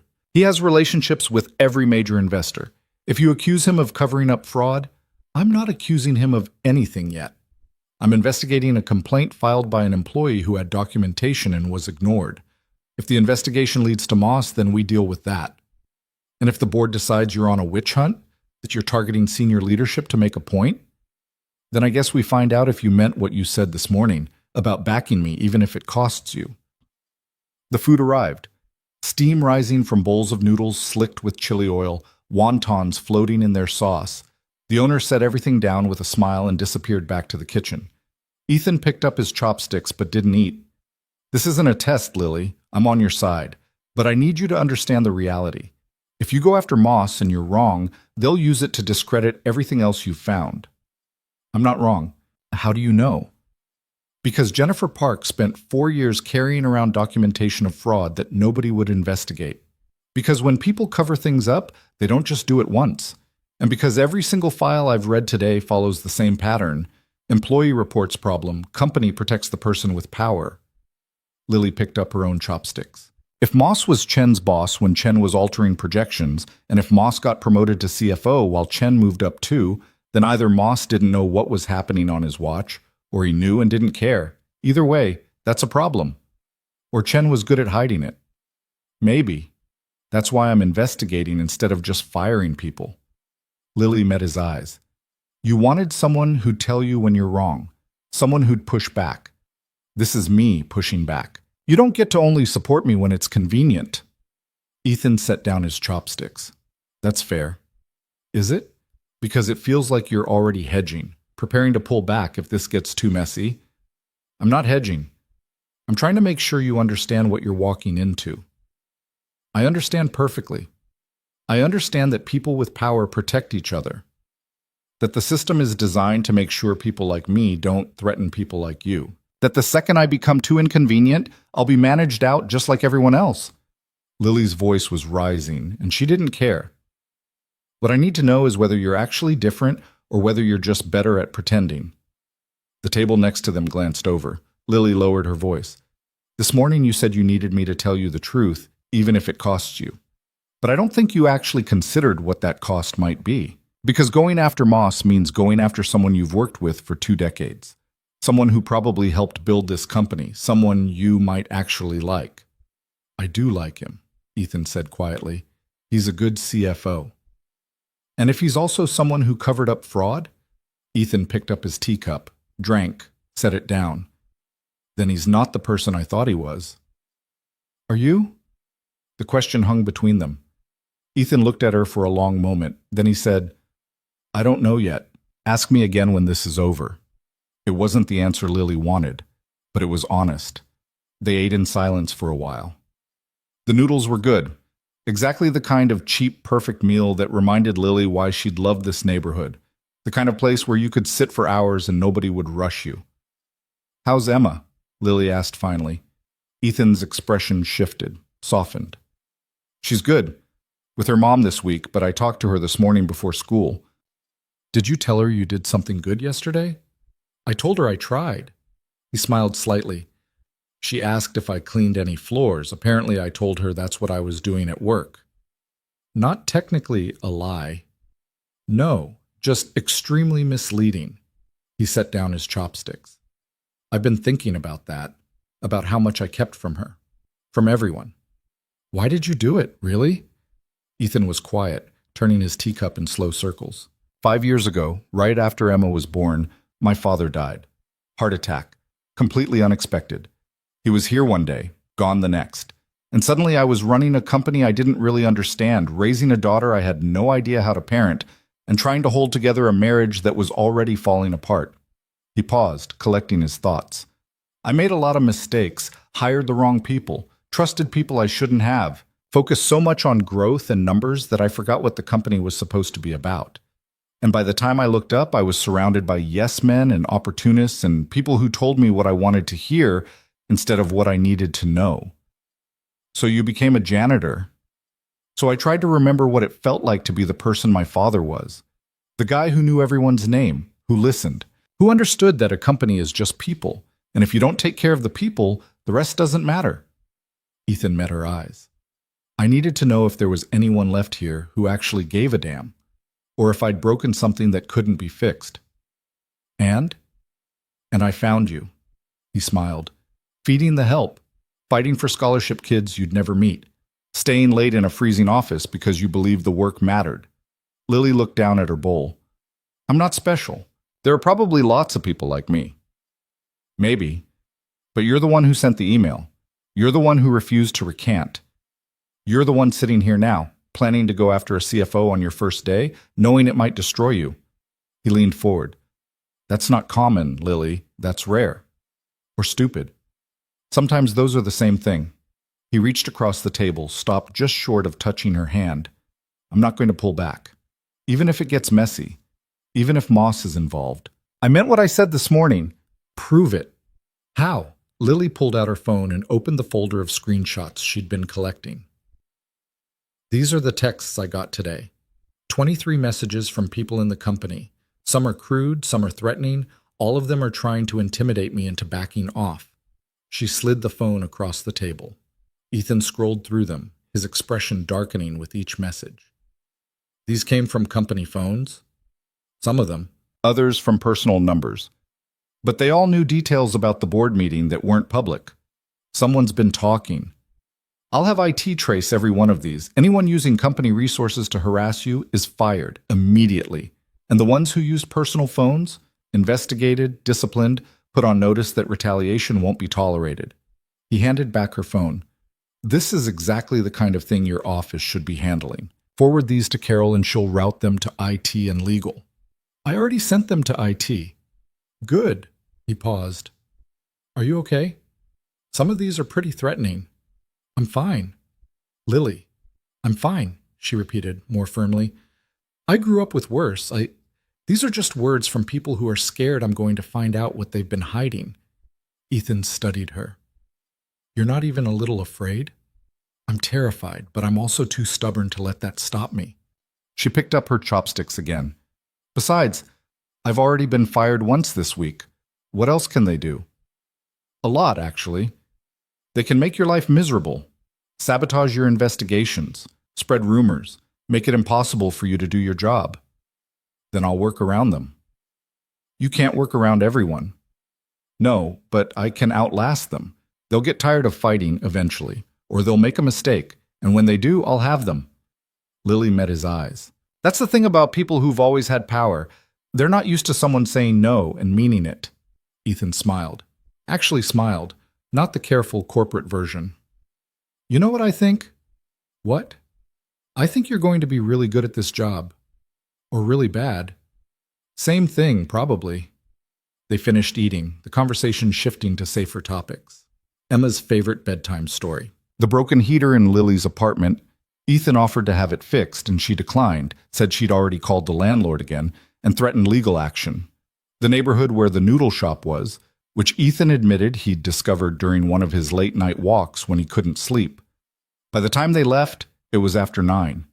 The street was quiet, cold enough that their breath fogged in the air. Can I give you a ride home, Paul? Ethan asked. I can take the bus. Lily, it's late and you've had a long day. Let me give you a ride. She hesitated, then nodded. Okay. The car was the same black sedan from this morning. Ethan opened the door for her and she slid into the back seat, feeling strange about being driven by someone whose company she'd just shared dinner with. Ethan got in next to her instead of sitting in front. The driver pulled away from the curb smoothly. Thank you for tonight, Lily said quietly. For being honest. Thank you for calling me out when I wasn't. He looked at her. I'm going to mess this up sometimes. The balance between being your boss and being your friend, between supporting you and managing the board, between wanting to protect you and knowing you don't need protection. I might need protection. No, you need backup. There's a difference. Lily leaned her head against the window, watching the city slide past. What happens tomorrow? Tomorrow you keep investigating. I keep running interference with the board, and we both try not to burn the whole thing down in the process. What if burning it down is the only way to fix it? Ethan was quiet. Then he said, Then I guess we'd better have a good fire extinguisher. The car pulled up in front of Lily's building. The streetlight was out again. Someone had left a couch on the sidewalk with a free sign that had been there for 3 weeks. "This is me," Lily said. Ethan looked at the building. "Your heater still broken?" "Probably." "I could—" "No, I've got it handled." She opened the door, then paused. "Ethan?" "Yeah?" "If I find something tomorrow that implicates Moss or anyone else at the top and the board pushes back, what are you going to do?" He met her eyes. "Back you. Even if it costs me." "Promise?" "Promise." Lily nodded and got out of the car. She didn't look back as she walked to the building entrance, but she could feel him watching until she got inside. Her apartment was freezing. The landlord hadn't fixed anything. Lily wrapped herself in blankets and opened her laptop, pulling up the files Jennifer had given her. She worked until almost midnight, cross-referencing projections with actual revenue reports, finding discrepancies, building a timeline. And with every piece of evidence she found, the picture got clearer and worse. David Chen had altered projections for 3 consecutive years. Small amounts at first, then larger. And every altered projection had been reviewed and approved by Richard Moss. Either Moss was incompetent or complicit. Lily's phone buzzed. Text from Ethan. "Did the heater get fixed?" She smiled despite herself. "No. But I've got blankets. That's not the same thing." "I know, but it's what I've got." A pause. Then, "Stubborn. You say that like it's a bad thing. It's going to get you in trouble." "Too late." Another pause. "Get some sleep, Lily. Tomorrow's going to be harder." She set down her phone and looked at the files spread across her bed. Evidence of fraud, cover-ups, retaliation, all of it documented, all of it ignored, all of it waiting for someone to care enough to do something. Lily pulled the blankets tighter and got back to work. Tomorrow would be harder. But she was ready. The email from Richard Moss hit Lily's inbox at 6:47 a.m. before she'd even made it to the office. Subject: Meeting request. Urgent. "Lily, I'd like to discuss some concerns regarding your recent communications to the board. Please come to my office at 8 a.m. sharp. This is not optional. Richard Moss, CFO." Lily read it twice while standing on the bus, one hand gripping the overhead rail. Not optional. The phrasing was deliberate. A power play. An attempt to establish hierarchy before they'd even spoken. She forwarded it to Ethan without comment and watched the 3 dots appear almost immediately. "Don't go alone. I'll be there. You don't have to." "I'll be there." Lily pocketed her phone and watched the city wake up through the grimy bus windows. Commuters with coffee cups and headphones. A woman pushing a stroller. A man in a suit checking his watch like those 30 seconds might actually matter. All of them moving through their morning routines while Lily was about to walk into a confrontation that could end her 2-day-old career. By 7:45, she was sitting in the small office that still smelled like storage closet, reviewing the Chen documentation one more time. The numbers were damning. 3 years of altered projections, all approved by Moss. Either he'd never looked at what he was signing, or he'd looked and didn't care. Ethan appeared in her doorway at 7:52, coffee in each hand. "Thought you might need this," he said, offering her one. Lily accepted it gratefully. "You didn't have to come." "Yeah, I did." He leaned against the doorframe. "Moss is old school. He's going to try to intimidate you, make you feel small, act like you're overstepping." "I am overstepping. That's kind of the point." "True. But you're overstepping with authority I gave you, which means if he has a problem with what you're doing, his problem is with me." Ethan took a sip of his coffee. Let him make that clear. They walked to Moss's office together. 22nd floor, corner suite, windows overlooking the financial district. His assistant waved them through with a tight smile that didn't reach her eyes. Richard Moss stood when they entered. 60-something, silver hair, suit that probably cost more than Lily's monthly rent. He shook Ethan's hand warmly, then turned to Lily with considerably less warmth. "Miss Bennett, thank you for coming." "You said it wasn't optional." Moss's smile went thinner. "Please, sit."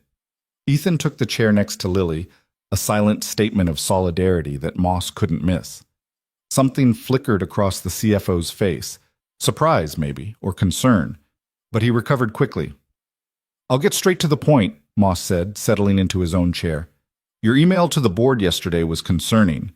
You're recommending reopening cases that were thoroughly investigated and properly closed. You're questioning the judgment of experienced executives and suggesting that our entire ethics process is fundamentally flawed.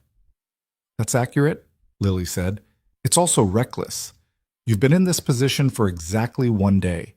You don't have the institutional knowledge to understand why certain decisions were made. You're operating from incomplete information and drawing conclusions that could damage this company's reputation. The incomplete investigations damage the company's reputation. I'm just documenting it. Moss's jaw tightened. The investigations were complete. They followed standard protocol. Standard protocol that allowed supervisors to investigate their own subordinates, that prioritized protecting executives over protecting employees, that closed cases without interviewing witnesses or reviewing evidence. Lily kept her voice level. With respect, Mr. Moss, if that's your definition of complete, then we have very different standards. My definition of complete is based on 30 years of experience in corporate governance. Then maybe it's time for a new definition. The room went very quiet. Moss looked at Ethan. Are you going to let her speak to me like this? I'm going to let her do her job, Ethan replied calmly, which includes questioning processes that aren't working. If you have concerns about her methods, we can discuss those. But she's not required to defer to seniority when presenting evidence. Evidence! Moss said the word like it tasted bad. She's been here 1 day and she's already convinced she's found widespread corruption. I found 17 cases where employees reported misconduct and were either ignored or retaliated against, Lily interrupted. 17 cases where the investigations were handled by people with direct conflicts of interest. That's not a conclusion. That's math. Cases from different departments, different managers, different circumstances. Moss leaned forward. You're trying to create a pattern where there isn't one. Am I? Lily pulled out a folder. Because I found something interesting when I looked at the timeline. 14 of those 17 cases involved employees reporting problems with people above them. And in every single case, the person doing the reporting either resigned, was transferred, or was fired within 6 months. That's coincidence. All 14? That's not coincidence, that's retaliation. Lily opened the folder and slid a spreadsheet across the desk. I mapped it out. Complaint filed, investigation opened, investigation closed with no finding, employee gone. Over and over. For 3 years. Moss picked up the spreadsheet, his expression hardening as he scanned it. And here's the really interesting part, Lily continued. 10 of those 14 cases were investigated by HR personnel who reported directly to the executives being accused. 3 were investigated by legal, which gets bonuses based on how few settlements the company pays out. 1 was investigated by you. Moss set down the spreadsheet very carefully. Excuse me? Jennifer Park, 4 years ago. She reported that David Chen was altering financial projections. Chen reported to you at the time. You personally reviewed her complaint and determined it was unfounded. I reviewed the documentation she provided and found no evidence of intentional wrongdoing. You found reconciliation errors, that's what you called them in your report. Small accounting mistakes, easily explained. Lily pulled out another document. But I pulled the original projections Chen submitted and compared them to the actual revenue reports. The discrepancies weren't small and they weren't random. They consistently overstated performance by 5 to 8%. Just enough to hit bonus targets, just small enough to avoid triggering automatic audits. Moss's face had gone very still. You're accusing David Chen of fraud. I'm saying Jennifer Park accused him of fraud 4 years ago, and you closed the case without a real investigation. I absolutely conducted a real investigation. You interviewed Chen and his immediate supervisor. You didn't talk to Jennifer's witnesses. You didn't pull the source data. You didn't compare Chen's projections to anyone else's in the department to see if his were outliers. Lily kept her tone factual, clinical. Either you didn't want to find fraud, or you didn't care if it was there. I'm not sure which is worse. Moss stood abruptly. This is outrageous. Ethan, she's accusing me of covering up financial crimes. She's reviewing a complaint that was filed 4 years ago, Ethan said, his voice quiet but firm. Is the review inaccurate? It's incomplete. She doesn't have all the context. Then provide the context. Walk her through your investigation. Show her what she's missing. Ethan met Moss's eyes. If there's an innocent explanation, I'd like to hear it. Moss looked between them, and Lily saw the moment he realized Ethan wasn't going to shut this down. That the CEO he'd worked with for 20 years was actually going to let this junior analyst question him. I need to speak with legal, Moss said finally. That's your right, Ethan agreed. But Lily's investigation continues. If you have documentation from your original review, please provide it to her office by end of day. And if I refuse? Then I'll have to wonder why. Ethan stood. Richard, I'm not trying to ambush you, but 17 employees filed complaints that went nowhere. If even some of those complaints were legitimate, we have a serious problem. And if they weren't legitimate, we need to understand why people felt the process was so broken that they left the company rather than trust it. Moss's hands clenched on the edge of his desk. You're making a mistake, both of you. This kind of aggressive internal investigation, it creates paranoia, destroys morale, makes people afraid to make decisions. Good, Lily said. People should be afraid to make bad decisions. That's called accountability. That's called a witch hunt. No. A witch hunt is what happened to Jennifer Park when she tried to report fraud and got written up for creating a hostile work environment. Lily stood as well. I'm just finishing what she started. She walked to the door, then paused and looked back. One more thing, Mr. Moss. Chen got promoted 6 months after Jennifer's complaint was closed. He's a VP now.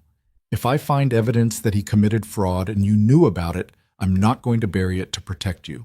I'm going to take it to the board and let them decide what to do. Is that a threat? It's a fact. Lily walked out. Ethan followed a moment later, leaving Moss standing behind his desk, looking like he'd just been hit by something he hadn't seen coming. In the hallway, Ethan waited until they were out of earshot of Moss's assistant before speaking. That was riskier than it needed to be. He needed to know I'm serious. He knows. Now he also knows exactly what you're looking for, which gives him time to prepare a defense. Ethan pressed the elevator button. You should have held back some of your evidence, made him think you had less than you do. I don't want him preparing a defense. I want him scared enough to make a mistake. The elevator arrived and they stepped in. People who are scared get sloppy. They reach out to co-conspirators. They delete things they shouldn't delete. They create new evidence while trying to hide old evidence. Ethan looked at her with something like admiration. You've thought about this. I spent all night thinking about this. Lily leaned against the elevator wall. Moss has been here 20 years. He has relationships, leverage, protection. If I try to build a case slowly and quietly, he'll see it coming and shut me down. But if I hit him fast and hard, make him react instead of plan, maybe he makes a mistake I can use. Or maybe he convinces the board you're on a vendetta and they pull your authority. Then I guess I'd better find something solid before that happens. The elevator doors opened on the 19th floor. Carol was waiting, tablet in hand, expression urgent. Mr. Cole, you have 4 board members holding on conference lines. They're asking for an emergency meeting about Miss Bennett's investigation. Ethan sighed. Of course they are. Tell them I'll call them back in 20 minutes. They're insisting on 20 minutes, Carol. She nodded and hurried back to her desk. Ethan turned to Lily. You've got the board's attention. That's good and bad. Good because it means they're taking this seriously. Bad because some of them are friends with Moss. They're going to push back hard. Can you hold them off? For now. But Lily, you need to give me something concrete, not just patterns and timelines. Actual evidence of wrongdoing. Something that can't be explained away as interpretation or judgment calls. I'm working on it. Work faster. His tone wasn't unkind, just realistic. You have maybe 48 hours before the board forces a meeting. If you walk into that meeting with what you have now, they'll say you're overreaching. But if you have proof, real, undeniable proof, they'll have to listen. Lily nodded. Then I'd better get to work. She spent the next 6 hours buried in financial records. Chen's projections, actual revenue reports, board presentations, investor calls, every piece of documentation she could access through her new system privileges. The picture that emerged was damning. Chen had been systematically inflating projections for 3 years, not by enough to raise immediate red flags, just enough to make his department look consistently better than it was. And every quarter, when actual revenue came in lower than projected, he'd had explanations ready. Market conditions, delayed contracts, timing issues. But the pattern was clear, and it had only stopped 8 months ago, right around the time Vanessa had been restructuring departments and Chen had been moved to a new role. Lily was cross-referencing bonus payments when someone knocked on her door. She looked up to find a man in his 30s, nervous expression, hands shoved in his pockets. "Can I help you?" "I'm Marcus Chen, David's brother." He stepped into the office uninvited. "We need to talk." Lily's hand moved toward her phone. "If you're here to threaten me, I'm here to help you." Marcus closed the door behind him. "My brother's been lying for years. I can prove it." Lily studied him. Marcus had David's features, but none of his polish. Wrinkled shirt, tired eyes, the look of someone who'd been carrying something heavy for too long. "Why would you help me build a case against your own brother?" "Because I'm tired of covering for him." Marcus pulled a flash drive from his pocket and set it on her desk. "This has everything. The original spreadsheets before he altered them, emails where he told me to delete records, instructions on how to manipulate the data without triggering audits." "You helped him commit fraud." "Yeah, I did." Marcus's voice was flat. "He's my brother. He said it was temporary, that he just needed to hit his numbers for 1 quarter and then everything would balance out. But 1 quarter became 2, became a year, became 3 years. And by then I was in too deep to walk away without destroying my own career." Lily picked up the flash drive. "What changed?" "Jennifer Park. I was one of her witnesses, the one HR never interviewed." Marcus sat down heavily in the chair across from her desk. "She came to me, showed me what she'd found, asked me to confirm it, and I lied. Told her she was wrong. Watched her get fired for trying to do the right thing while my brother got promoted." "So this is guilt. This is me trying to sleep at night again." He met her eyes. "Look, I know I'm complicit. I know I'm probably going to lose my job or worse. But if I can help take down David and Moss and everyone else who knew what was happening, then maybe it's worth it." "Moss knew?" "Moss approved every altered projection, signed off on every investor presentation. He had to know the numbers didn't add up." Marcus leaned forward. "There's an email on that drive from Moss to David. 3 years ago. It says, 'I need the Q3 numbers to look better. Make it happen.' That's it. No specifics. But David knew exactly what it meant." Lily plugged the flash drive into her laptop and started scanning files, spreadsheets, emails, meeting notes, everything Marcus had described. "Why now?" she asked, not looking up from the screen. "You could have come forward years ago." "I could have, but I was scared.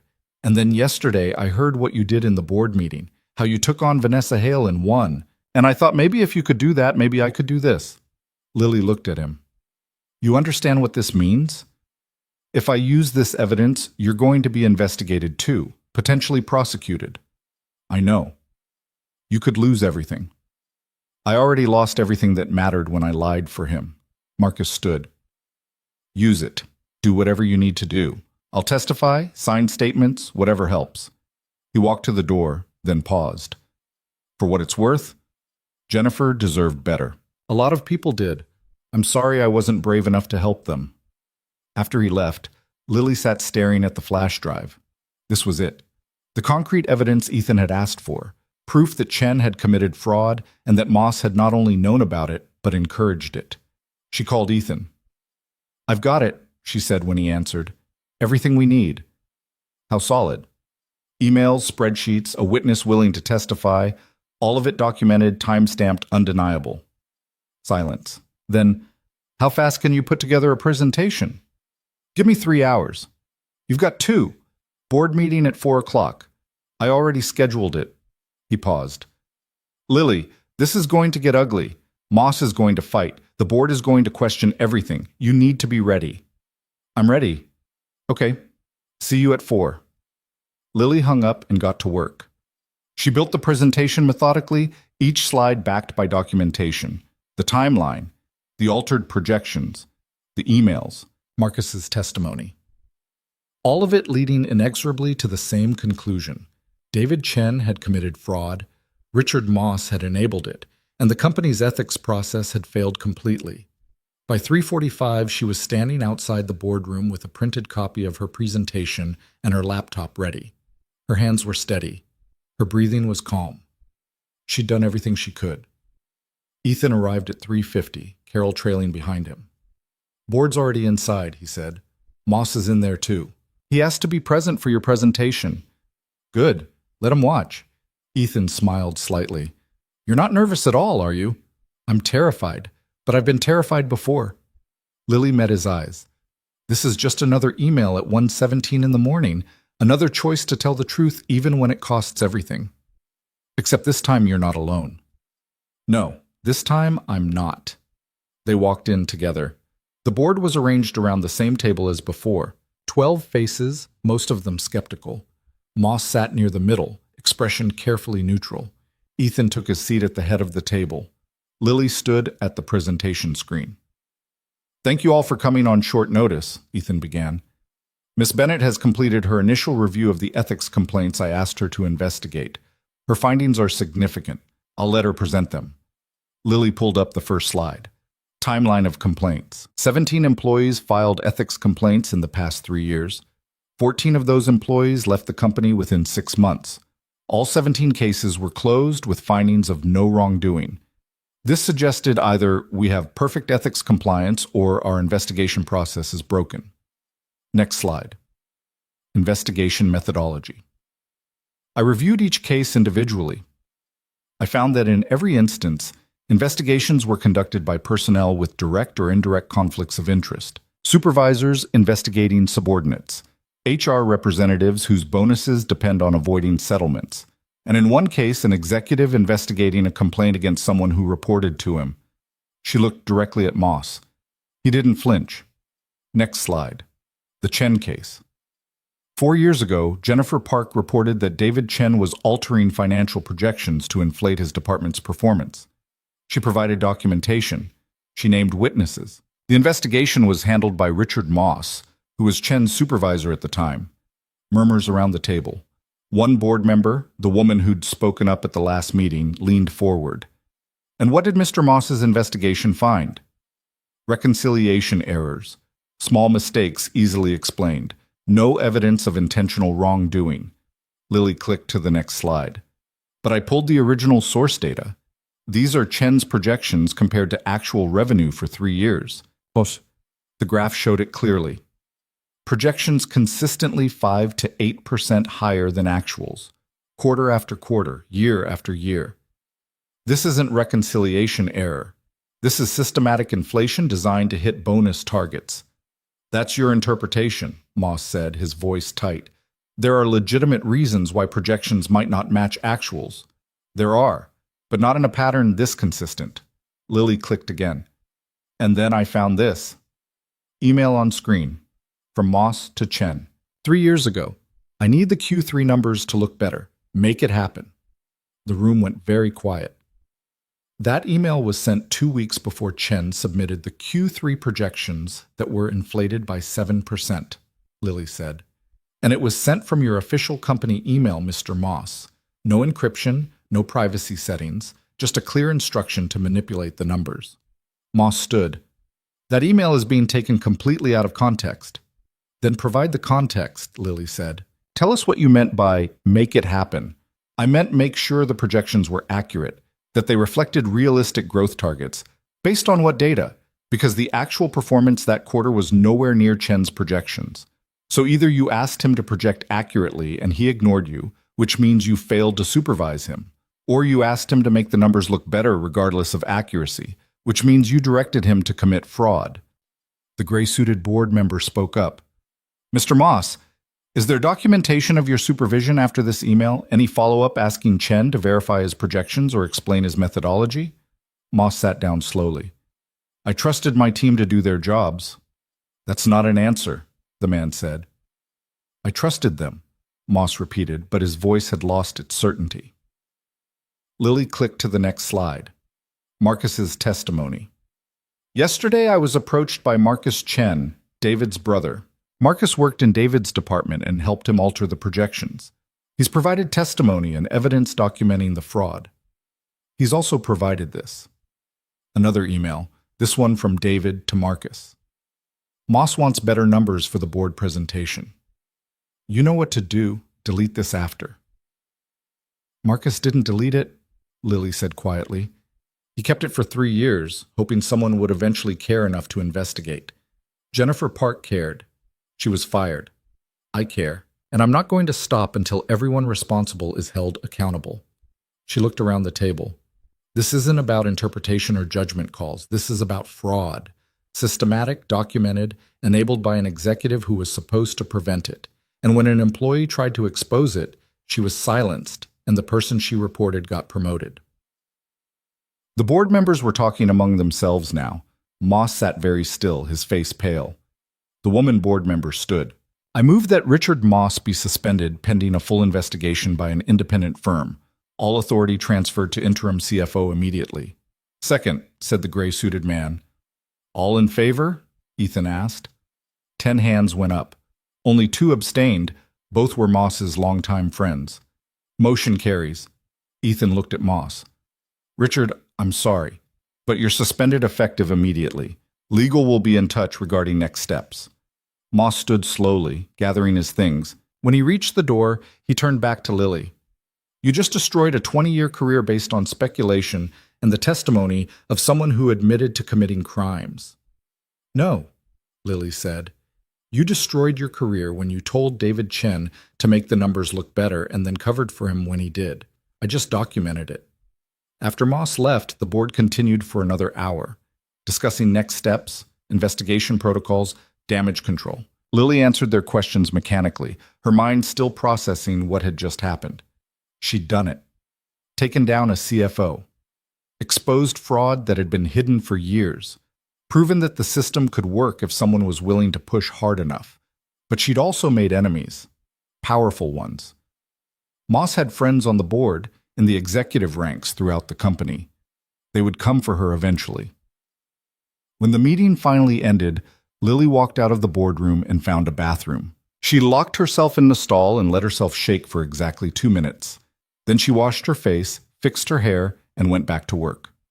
Ethan found her an hour later, still at her desk, reviewing the next case file. You should go home, he said. I'm fine. You just took down the CFO. You're allowed to take a breath. I'll breathe when I'm done with the other 16 cases. Ethan walked into her office and closed the door. Lily, you won. Take the win. It's not about winning. It's about making sure this doesn't happen again. She looked up at him. Jennifer Park spent 4 years carrying around evidence that nobody would look at. How many other Jennifers are out there? How many people gave up because they thought nobody cared? You cared. You proved that. I got lucky. I had you backing me. Most people don't have that. She set down her pen. That's what I'm trying to fix. Not just punishing the people who did wrong, building something that protects the people who try to do right. Ethan sat down across from her. You know the board is going to push back on some of your other cases. Moss was clear-cut. The others might not be. Then I'll make them clear-cut. It's not that simple. It is exactly that simple. Lily's voice rose. Either we hold people accountable or we don't. Either we protect employees who speak up or we sacrifice them to protect executives. There's no middle ground. There's always middle ground. That's how organizations work. Compromise, negotiation. Is that what you want? For me to compromise? To negotiate away accountability because it's messy and uncomfortable? Lily stood. Because if that's what you want, you hired the wrong person. Ethan was quiet for a long moment. Then he stood as well. You're right. I did hire you to not compromise, to push back, to be exactly this stubborn and righteous and unwilling to let things go. He walked to the door, then paused. But I also hired you to be smart. And going after all 16 cases at once isn't smart. It's exhausting yourself and everyone around you. Pick your battles, Lily. Win the ones that matter most. After he left, Lily sat alone in her office and tried to figure out which battles mattered most. They all mattered. Every single employee who'd been ignored or retaliated against or silenced. Every person who'd tried to do the right thing and gotten destroyed for it. But Ethan was right about one thing. She couldn't fight all of them at once. Her phone buzzed. Text from Jennifer Park. I heard what happened in the board meeting. Thank you for believing me when nobody else did. Lily stared at the message for a long time. Then she typed back. You did the hard part. You reported it even when you knew it would cost you. I just finished what you started. Still, thank you. Lily set down her phone and looked at the stack of files on her desk. 16 more battles, 16 more people waiting for someone to care. She picked up the next file and got back to work. 3 weeks later, Lily's apartment heater finally worked. The landlord had fixed it without explanation, without her threatening legal action again, without the usual runaround. She'd come home to find a work order taped to her door in warmth for the first time since November. She knew exactly who was responsible. It was past 8 when she texted Ethan. You fixed my heater. The reply came quickly. I don't know what you're talking about. Ethan, your landlord suddenly developed a conscience. These things happen. You paid him off. I made a persuasive argument about tenant rights and building codes. Very persuasive. Lily smiled despite herself, sitting on her couch in the warmth she'd stopped believing would come. Her laptop was open, another case file spread across the coffee table. The 10th one she'd reopened. 7 more to go after this. The scholarship fund had been restored 2 weeks ago. Press release went out yesterday. Formal apology to every student who'd been rejected under the altered criteria. 53 kids were getting letters this week telling them they'd been approved retroactively, funding available immediately. Lily had read every single application.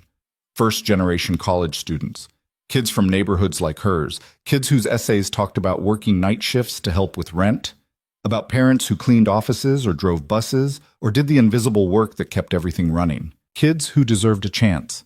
Jennifer Park had been rehired. Different department, same salary as she would have had if she'd never been forced out. David Chen was gone, facing criminal charges. Marcus Chen had resigned but agreed to testify in exchange for immunity. The independent investigation into Moss was ongoing, but the preliminary findings were damning enough that his permanent termination was all but certain. 7 executives had been suspended pending investigation. 4 had resigned. The head of HR was gone. 3 board members who'd been complicit in the expense reimbursement scheme had stepped down. And Lily was exhausted in a way that went deeper than just lost sleep. Her phone rang. Ethan. You're still working, he said without preamble. How do you know? Because it's 8:30 on a Friday and I know you. A pause. I'm downstairs. Lily walked to her window and looked down. Black sedan idling at the curb. She could see Ethan in the back seat, phone to his ear, looking up at her building. What are you doing here? Taking you to dinner. Real dinner, not the noodle shop. You've earned it. I'm not dressed for... You're wearing jeans and a sweater, same as last time. Come down before I come up. Lily grabbed her coat. The restaurant was small, tucked into a side street she'd never noticed. White tablecloths, dim lighting, the kind of quiet that came from good soundproofing and customers who could afford discretion. This is too much, Lily said as they were seated. This is overdue. Ethan ordered wine without looking at the menu, then turned his attention to her. When's the last time you took a day off? I took Sunday off. You worked from home on Sunday. Carol told me you sent her 6 emails. That's not working. That's just working. Ethan leaned back in his chair. Lily, you've accomplished more in 3 weeks than most people do in 3 years. You've exposed fraud, fired executives, rebuilt an entire ethics infrastructure. You're allowed to rest. I'll rest when I'm done with the other 7 cases. And then what? You find 7 more? Then 7 more after that? His voice was gentle but firm. There's always going to be another case, another problem, another fight. If you don't pace yourself, you're going to burn out. Lily knew he was right. She'd been feeling it the past few days. The exhaustion that coffee couldn't fix, the irritability that came from running on fumes, the way her hands shook sometimes when she was alone. I don't know how to stop, she admitted quietly. I'm not asking you to stop. I'm asking you to breathe. Ethan poured wine for both of them. You've proven your point. The board knows you're serious. The executives know you won't back down. You've built credibility. Now you need to maintain it, and you can't do that if you collapse from exhaustion. The wine was good, too good. The kind of thing Lily had only tasted at wedding receptions where she wasn't really invited, just helping set up. The board's still pushing back on some of the cases, she said. The harassment complaint from the administrative assistant. They're saying it's, he said, she said, That without concrete evidence, then you find concrete evidence or you document why none exists and present that. Ethan set down his glass. But you don't have to do it tonight or this weekend. Some fights take time. Time means she's still working in the same building as the man who harassed her. Time means she has to see him every day and pretend everything's fine. I know, but you pushing yourself to the breaking point doesn't help her. It just means when you do break, nobody's left to fight for her at all. The food came. Lily hadn't even looked at the menu, but Ethan had ordered for both of them and somehow gotten it exactly right. She was halfway through her plate before she realized she'd been actually hungry, not just eating because she should. "How's Emma?" she asked, changing the subject. Ethan's expression softened immediately. "She's good. Asked about you, actually." "About me?" "I told her I had a friend who was very brave, who stood up for people even when it was hard. She wanted to know if you were a superhero." He smiled. "I said kind of. I'm not a superhero." "You fired my CFO. That's pretty super to a 5-year-old. He paused. "She wants to meet you." Lily nearly choked on her wine. "What?" "Emma. She wants to meet the brave friend." Ethan's tone was careful, like he was testing the waters. Obviously no pressure. "I know that's weird, my kid wanting to meet my—" He stopped, seemingly unsure how to finish that sentence. "Your what?" Lily asked. Ethan met her eyes. "I don't know yet. Employee feels wrong, friend feels incomplete. Something else feels presumptuous."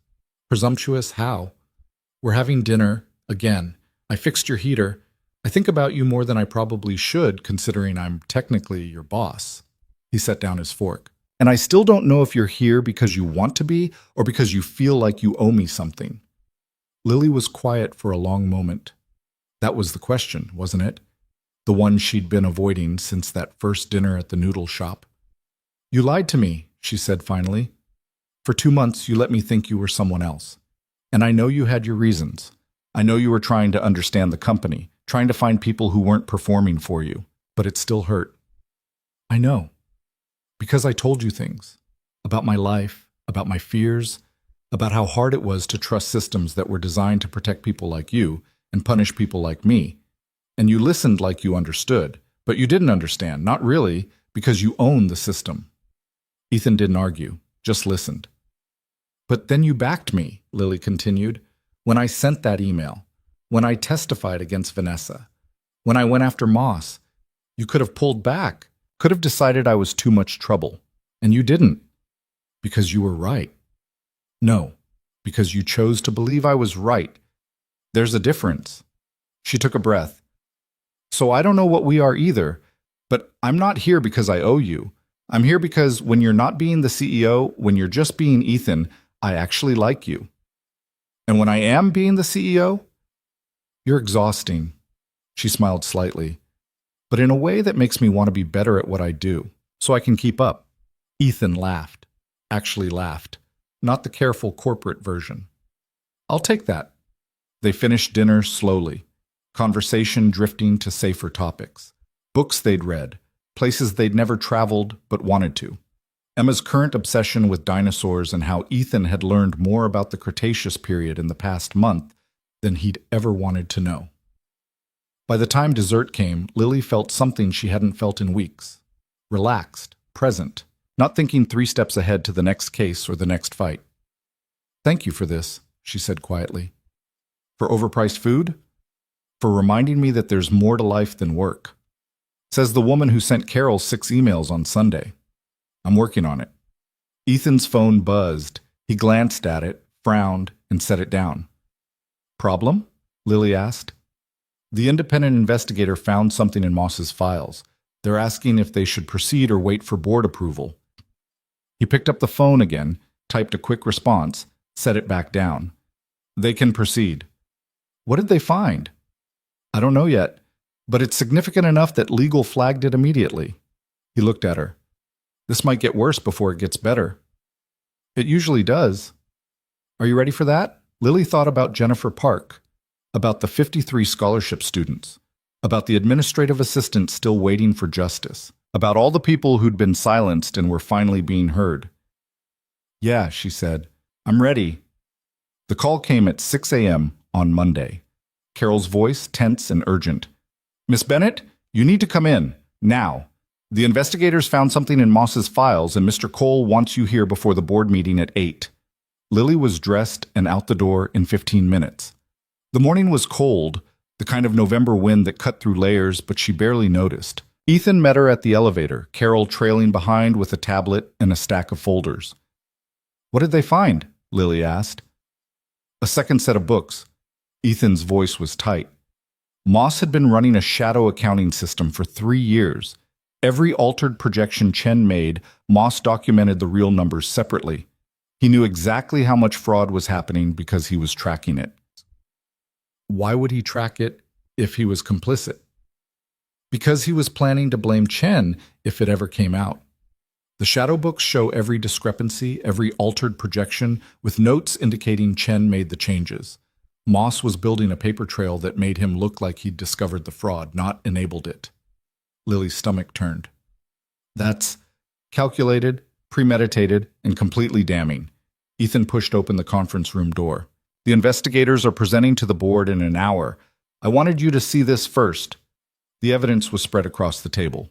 Spreadsheets, emails, handwritten notes, all of it in Moss's writing, all of it documenting fraud he claimed to have just discovered. But the dates told a different story. He started the shadow books 3 years ago, the lead investigator explained. She was in her 50s, sharp-eyed, the kind of woman who'd probably seen everything.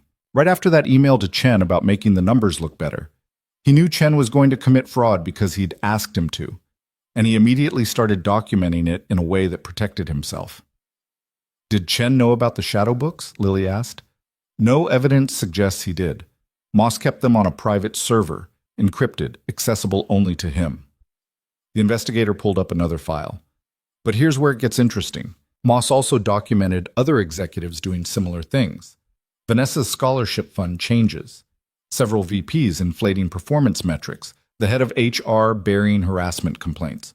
All of it tracked, all of it noted, all of it kept as insurance. He was collecting leverage, Ethan said quietly, making sure that if anyone came after him, he could bring down half the executive team with him. Exactly. He's been running his own internal blackmail operation for 3 years.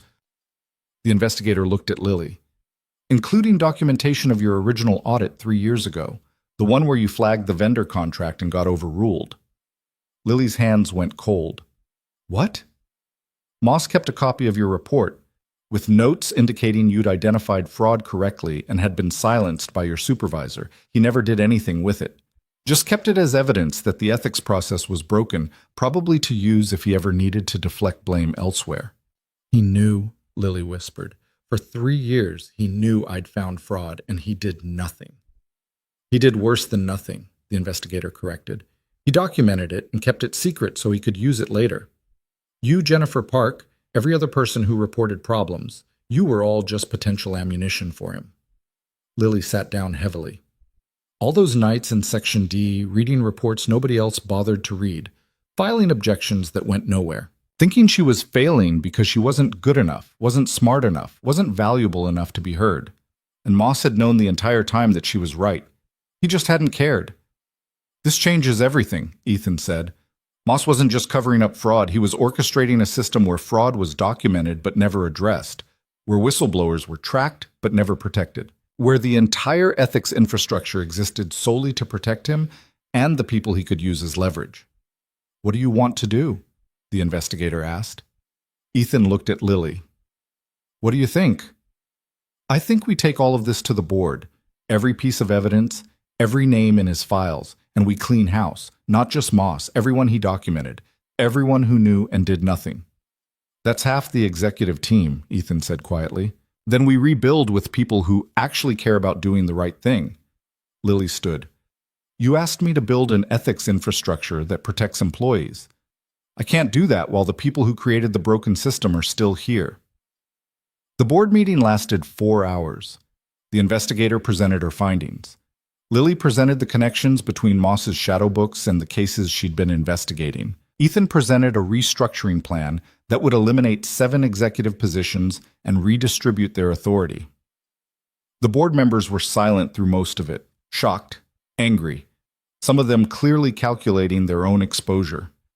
When the investigator finished, the woman board member who'd supported Lily from the beginning stood. "I move that we accept Mr. Cole's restructuring plan in full, that we terminate every executive documented in Mr. Moss's files as having committed or enabled misconduct, that we issue a formal public apology for the failures of our ethics process, and that we grant Miss Bennett full authority to rebuild that process from the ground up, with board oversight but operational independence." "Second," said the gray-suited man. The vote was unanimous. By noon, 12 executives had been terminated. By the end of the week, Lily had hired an external ethics firm to help rebuild the complaint process, implemented anonymous reporting systems, and established an independent review board that included employee representatives. The company bled talent. Some good people left because they didn't want to work somewhere that had been so corrupt. Some bad people left before they could be investigated. The stock price dropped. Investors demanded explanations. But something else happened too. Applications started coming in from people who'd left years ago, people who'd tried to speak up and been silenced. They wanted to come back because they'd heard things were different now, that there was someone who actually listened. Lily interviewed them all personally, apologized to the ones who'd been wronged, hired back the ones who wanted to return, built a team of people who'd survived the broken system and wanted to make sure nobody else had to. 6 weeks after the board meeting, the company held an all-hands gathering. Ethan stood at the front and did something Lily had never seen a CEO do. He apologized. Not a carefully worded corporate statement, an actual apology. "We failed you," he said, looking out at hundreds of employees. "For years, we built systems that protected executives instead of people. That rewarded silence instead of truth. That made it dangerous to care about doing the right thing. And people got hurt. People lost their jobs, their careers, their faith that this company could be anything other than what it had become." He paused, looking directly at Lily, who stood at the side of the stage. But one person refused to accept that, refused to stay silent when she found fraud, refused to recant when pressured, refused to give up even when it cost her everything. And because she refused, we're standing here today with a chance to be better, to actually mean it when we say we value integrity and accountability. The applause started slowly, then built. Lily felt her face heat as people turned to look at her. This wasn't what she wanted. She didn't need recognition or praise. But when she saw Jennifer Parks standing in the crowd, tears streaming down her face, applauding like her hands hurt. When she saw the administrative assistant who'd filed the harassment complaint, smiling for the first time since Lily had met her, when she saw all the people who'd been silenced and were finally being seen, that mattered. After the gathering, Lily found herself alone in her new office. Not the storage closet on the 19th floor. An actual office on the 21st floor with a window, a door that locked, and a nameplate that read Director of Ethics and Compliance Oversight. Someone knocked. Ethan, holding 2 coffee cups. "Thought you might need this," he said. "I'm swimming in coffee. People keep bringing me coffee." "Then I'll drink both." He came in and closed the door. "You did good today. Hell, you've done good every day. You know that, right?" "I didn't do it alone." "No, but you started it. That matters." He set down the coffee cups. "I owe you an apology." "For what?" "For not seeing how broken things were until you forced me to look. For creating a culture where someone like Moss could operate for years without anyone stopping him. For all the Jennifer Parks and Marcus Chens who suffered because I wasn't paying attention." Lily studied him. This man who'd mopped floors to understand his own company, who'd risked his reputation to back her, who was trying, imperfectly, to be better than the system he'd inherited. "You're paying attention now," she said quietly. "That's what matters." "Is it enough?" "I don't know yet. Ask me again in a year." Ethan smiled. "Fair enough." He picked up one of the coffee cups. "Emma wants to know if you're coming to her birthday party next month." "She doesn't even know me." "She knows you're the brave friend who helped her dad do something good. That's enough for her." He paused. "It's enough for me too, if you want to come." Lily thought about it. A 5-year-old's birthday party, probably dinosaur-themed, definitely chaotic, completely outside her comfort zone. "Okay," she said. "I'll come." "Yeah?" "Yeah, but I'm not wearing a dinosaur costume. Emma will be disappointed, but I'll manage her expectations." After he left, Lily sat at her desk and looked out the window. The city stretched below, thousands of buildings full of thousands of people living thousands of lives she'd never know. But she knew some of them now, the ones who'd been hurt and were healing, the ones who'd spoken up and been heard, the ones who'd tried to do the right thing and finally had someone backing them. Her phone buzzed. Text from Jennifer Park. Drinks this weekend? My treat. I owe you about 1,000 drinks, but we can start with one. Lily smiled and typed back. You don't owe me anything, but I'll take the drink anyway. Another text came through. Marcus Chen, started therapy. Thought you should know.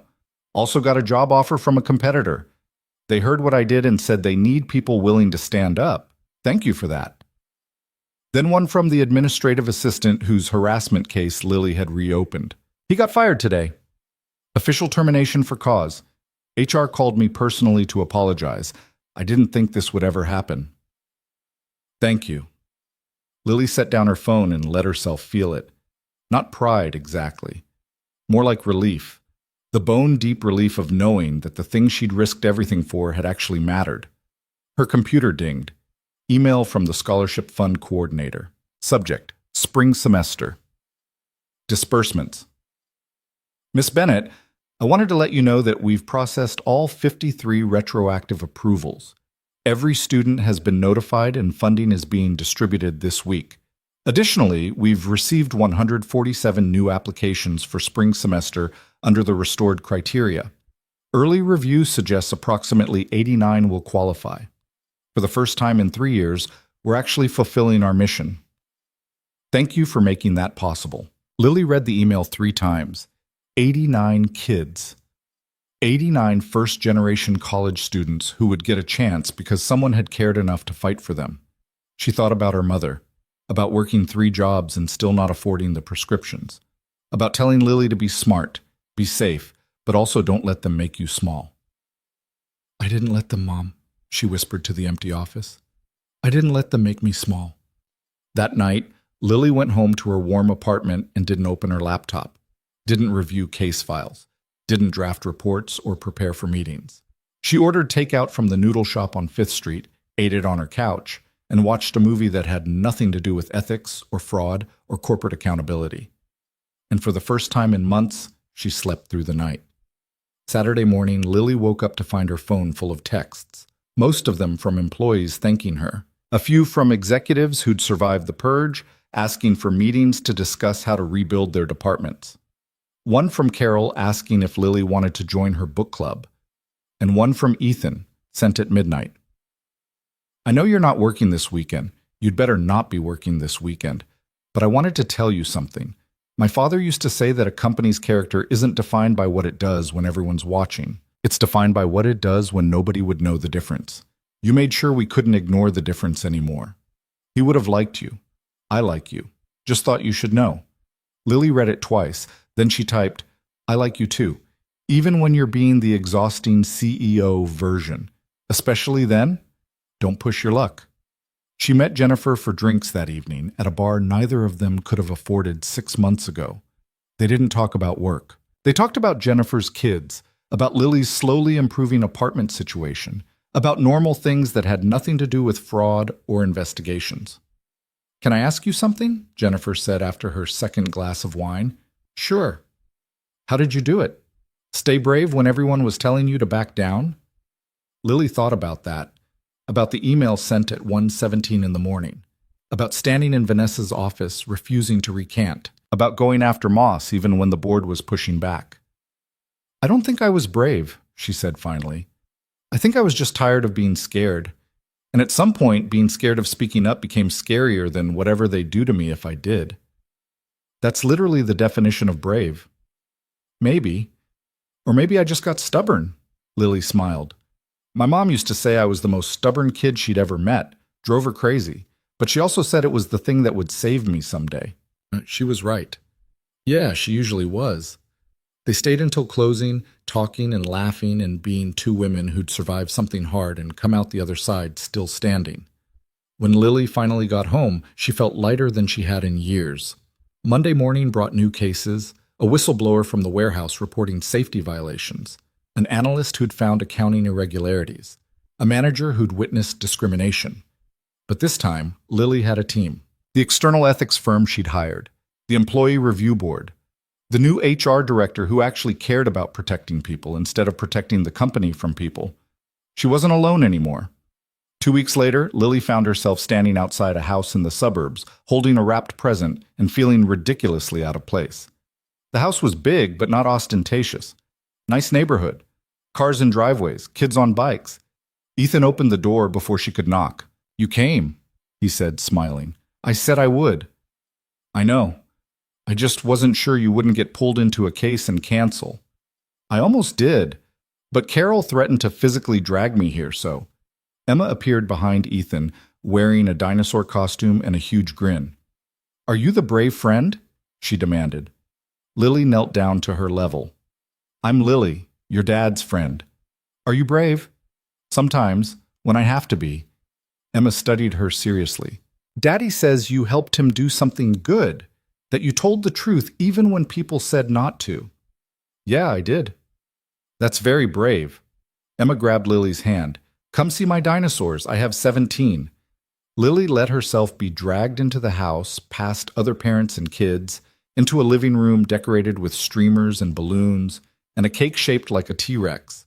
Ethan followed, looking amused. 17 dinosaurs? Lily asked him. It was a phase that became a lifestyle. I've accepted it.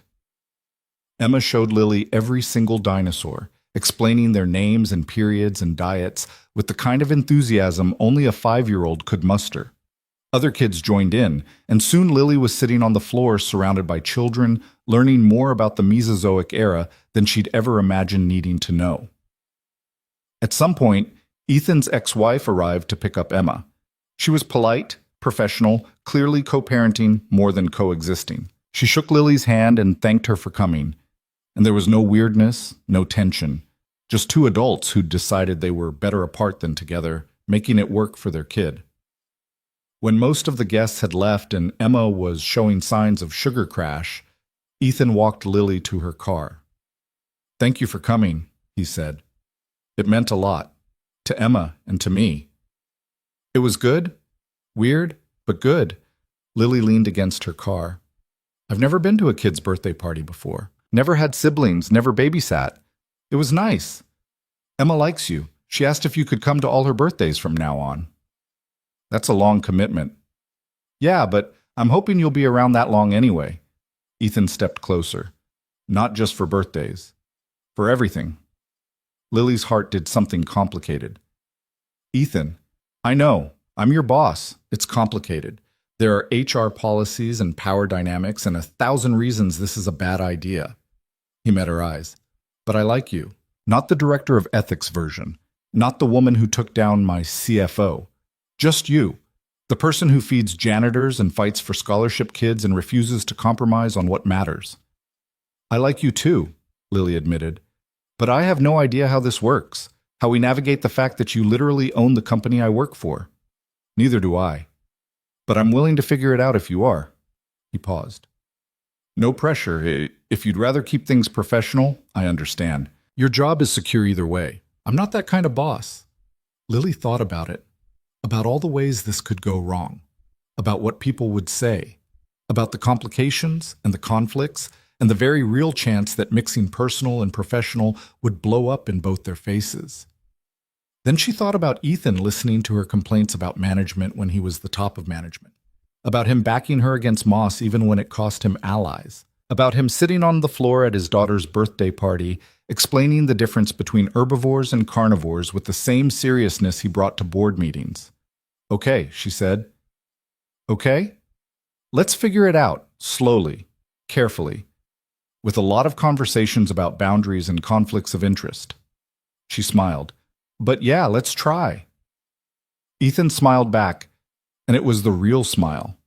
Not the CEO smile, not the careful corporate mask, just Ethan, happy and hopeful, and maybe a little scared, which made Lily feel better about being scared too. "Dinner next week?" he asked. "Not the fancy place, the noodle shop?" "Deal." Lily drove home through the city she'd lived in for 8 years, but was only now starting to feel like hers, past the building where she'd sent that email at 1:17 in the morning, past the bus stop where she'd waited countless mornings, past all the places that had been part of surviving, that were now becoming part of living. Her phone buzzed at a red light. Text from Ethan. Emma wants me to tell you that velociraptors were actually the size of chickens, and the movies got it wrong. She feels this is important information you should have.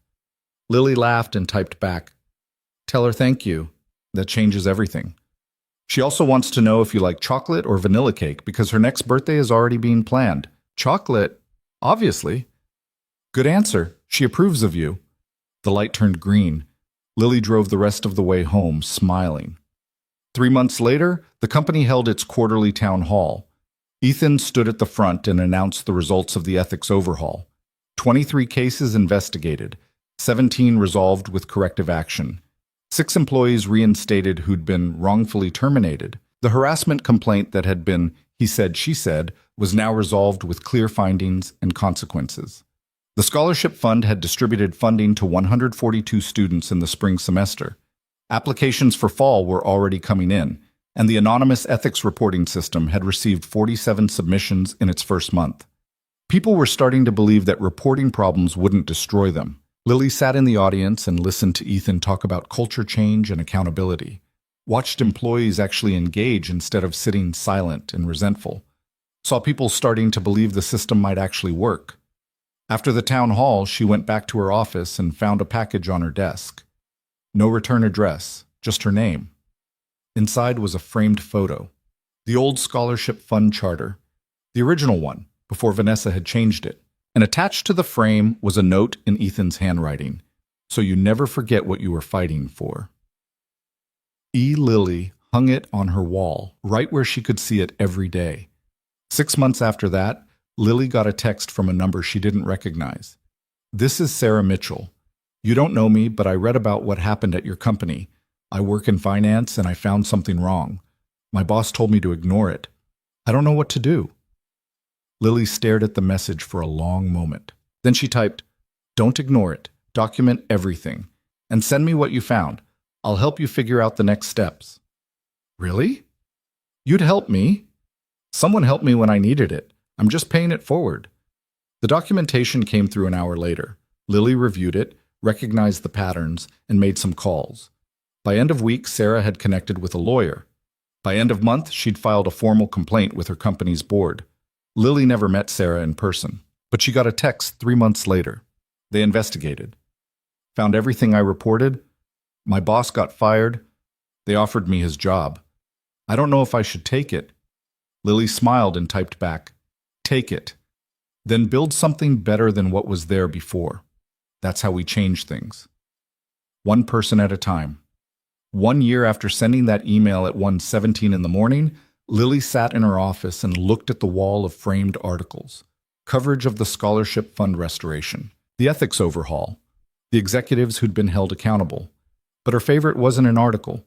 It was a letter from one of the scholarship recipients, a first-generation college student from a neighborhood like Lily had grown up in. "Dear Miss Bennett, I don't know if you'll remember my application. There were so many of you reviewed, but I wanted to thank you for fighting for this scholarship. My mom works 2 jobs and my dad's disability doesn't cover much. Without this funding, I wouldn't be able to go to college. I'd be working full-time trying to save enough money I'd never actually save. My guidance counselor told me not to bother applying. She said kids like me don't get scholarships like this, that it's for people with connections and perfect grades and parents who can afford SAT tutors. But I applied anyway. And I got in, because you made them remember who they were supposed to help. I'm going to study engineering. I'm going to build things. And someday when I have the chance to help someone else the way you helped me, I'm going to remember that it matters. That one person refusing to stay quiet can change everything. Thank you for being that person." Lily read it every time she doubted whether any of this mattered, every time she got tired of fighting, every time she wanted to just sign off and stop caring. That evening, she met Ethan at the noodle shop, their spot now, the corner table where they'd had that first real dinner. "How was your day?" he asked, already knowing the answer because Carol kept him updated on the major cases. "Long, good, exhausting." Lily accepted the tea he poured. "Closed the warehouse safety case. Full corrective action, new protocols. The supervisor who ignored the violations is gone." That's the 18th case you've resolved. 19. The discrimination case settled yesterday. She took a sip of tea. But there are always more. Always. Ethan reached across the table and took her hand. Something they did now, something that had stopped feeling weird about 3 months ago when they'd finally navigated the HR policies and conflict of interest disclosures and made it official. Emma asked if you're coming to dinner Sunday, he said. What's the theme this week? Space. She's moved on from dinosaurs to astronauts. That's an improvement. Wait until she explains orbital mechanics. It's actually impressive how much she's retained. Lily laughed. She'd been having Sunday dinners with them for 4 months now. It had started as once a month, then every other week, and now it was just expected. Emma had her own chair. Ethan cooked, badly, but with enthusiasm. And they'd sit around the table like something resembling a family. It still felt strange, good strange, the kind of strange Lily was getting used to. I'll be there, she said. They finished dinner and walked back to Lily's apartment together. Her heater worked. The landlord had fixed the lock. The building was still shabby, but it was hers, and it was warm, and that mattered. At her door, Ethan kissed her goodnight. Not the first kiss, not even the 20th, but still the kind that made her feel like maybe she'd done something right along the way. I'm proud of you, he said quietly, for everything you've built. We built it. You backed me when nobody else would. You started it. That's the hard part. He touched her face gently. The world needs more people willing to start things, even when it's terrifying. After he left, Lily sat on her couch and thought about that email at 1:17 in the morning, about the scholarship students and Jennifer Park and all the people who'd been waiting for someone to care. She thought about her mother saying, "Don't let them make you small." And she thought about Emma asking, "Did you do something good today, Daddy?" And how that question had changed everything. Lily's phone buzzed. Text from Jennifer. Coffee tomorrow? I have someone I want you to meet. She's thinking about reporting harassment at her company and she's scared. I told her you'd talk to her. Lily typed back without hesitation. Of course. 9 a.m.? Perfect. Thank you. Lily set down her phone and looked around her apartment, at the warm radiator and the fixed lock and the framed photo of her mother on the shelf, at the laptop that held case files and evidence and the work that never really ended, at the life she'd built from the wreckage of that firing, from the choice to tell the truth even when it cost everything. She thought about the person she'd been a year ago, invisible, careful, making herself small so she could survive. And she thought about who she was now, still scared sometimes, still exhausted often, but no longer invisible, no longer silent, no longer willing to let the system win just because fighting it was hard. Lily stood and walked to her window. The city stretched out below, full of people fighting their own battles. Some would win, some would lose, some would never fight at all because they didn't believe they could. But maybe one of them would. Maybe one person would read about what happened at her company, would see that speaking up didn't have to end in destruction, would find the courage to send their own email at 1:17 in the morning. And maybe that would start something, a ripple, a change. One person refusing to stay silent, then another, until the system couldn't ignore them anymore. Lily's phone buzzed one more time. Text from Ethan. Made it home. Emma says goodnight and also wants to know if you believe in aliens. Apparently this is urgent. Lily smiled and typed, "Tell her I believe in possibilities. That's close enough." She set her phone down and got ready for bed.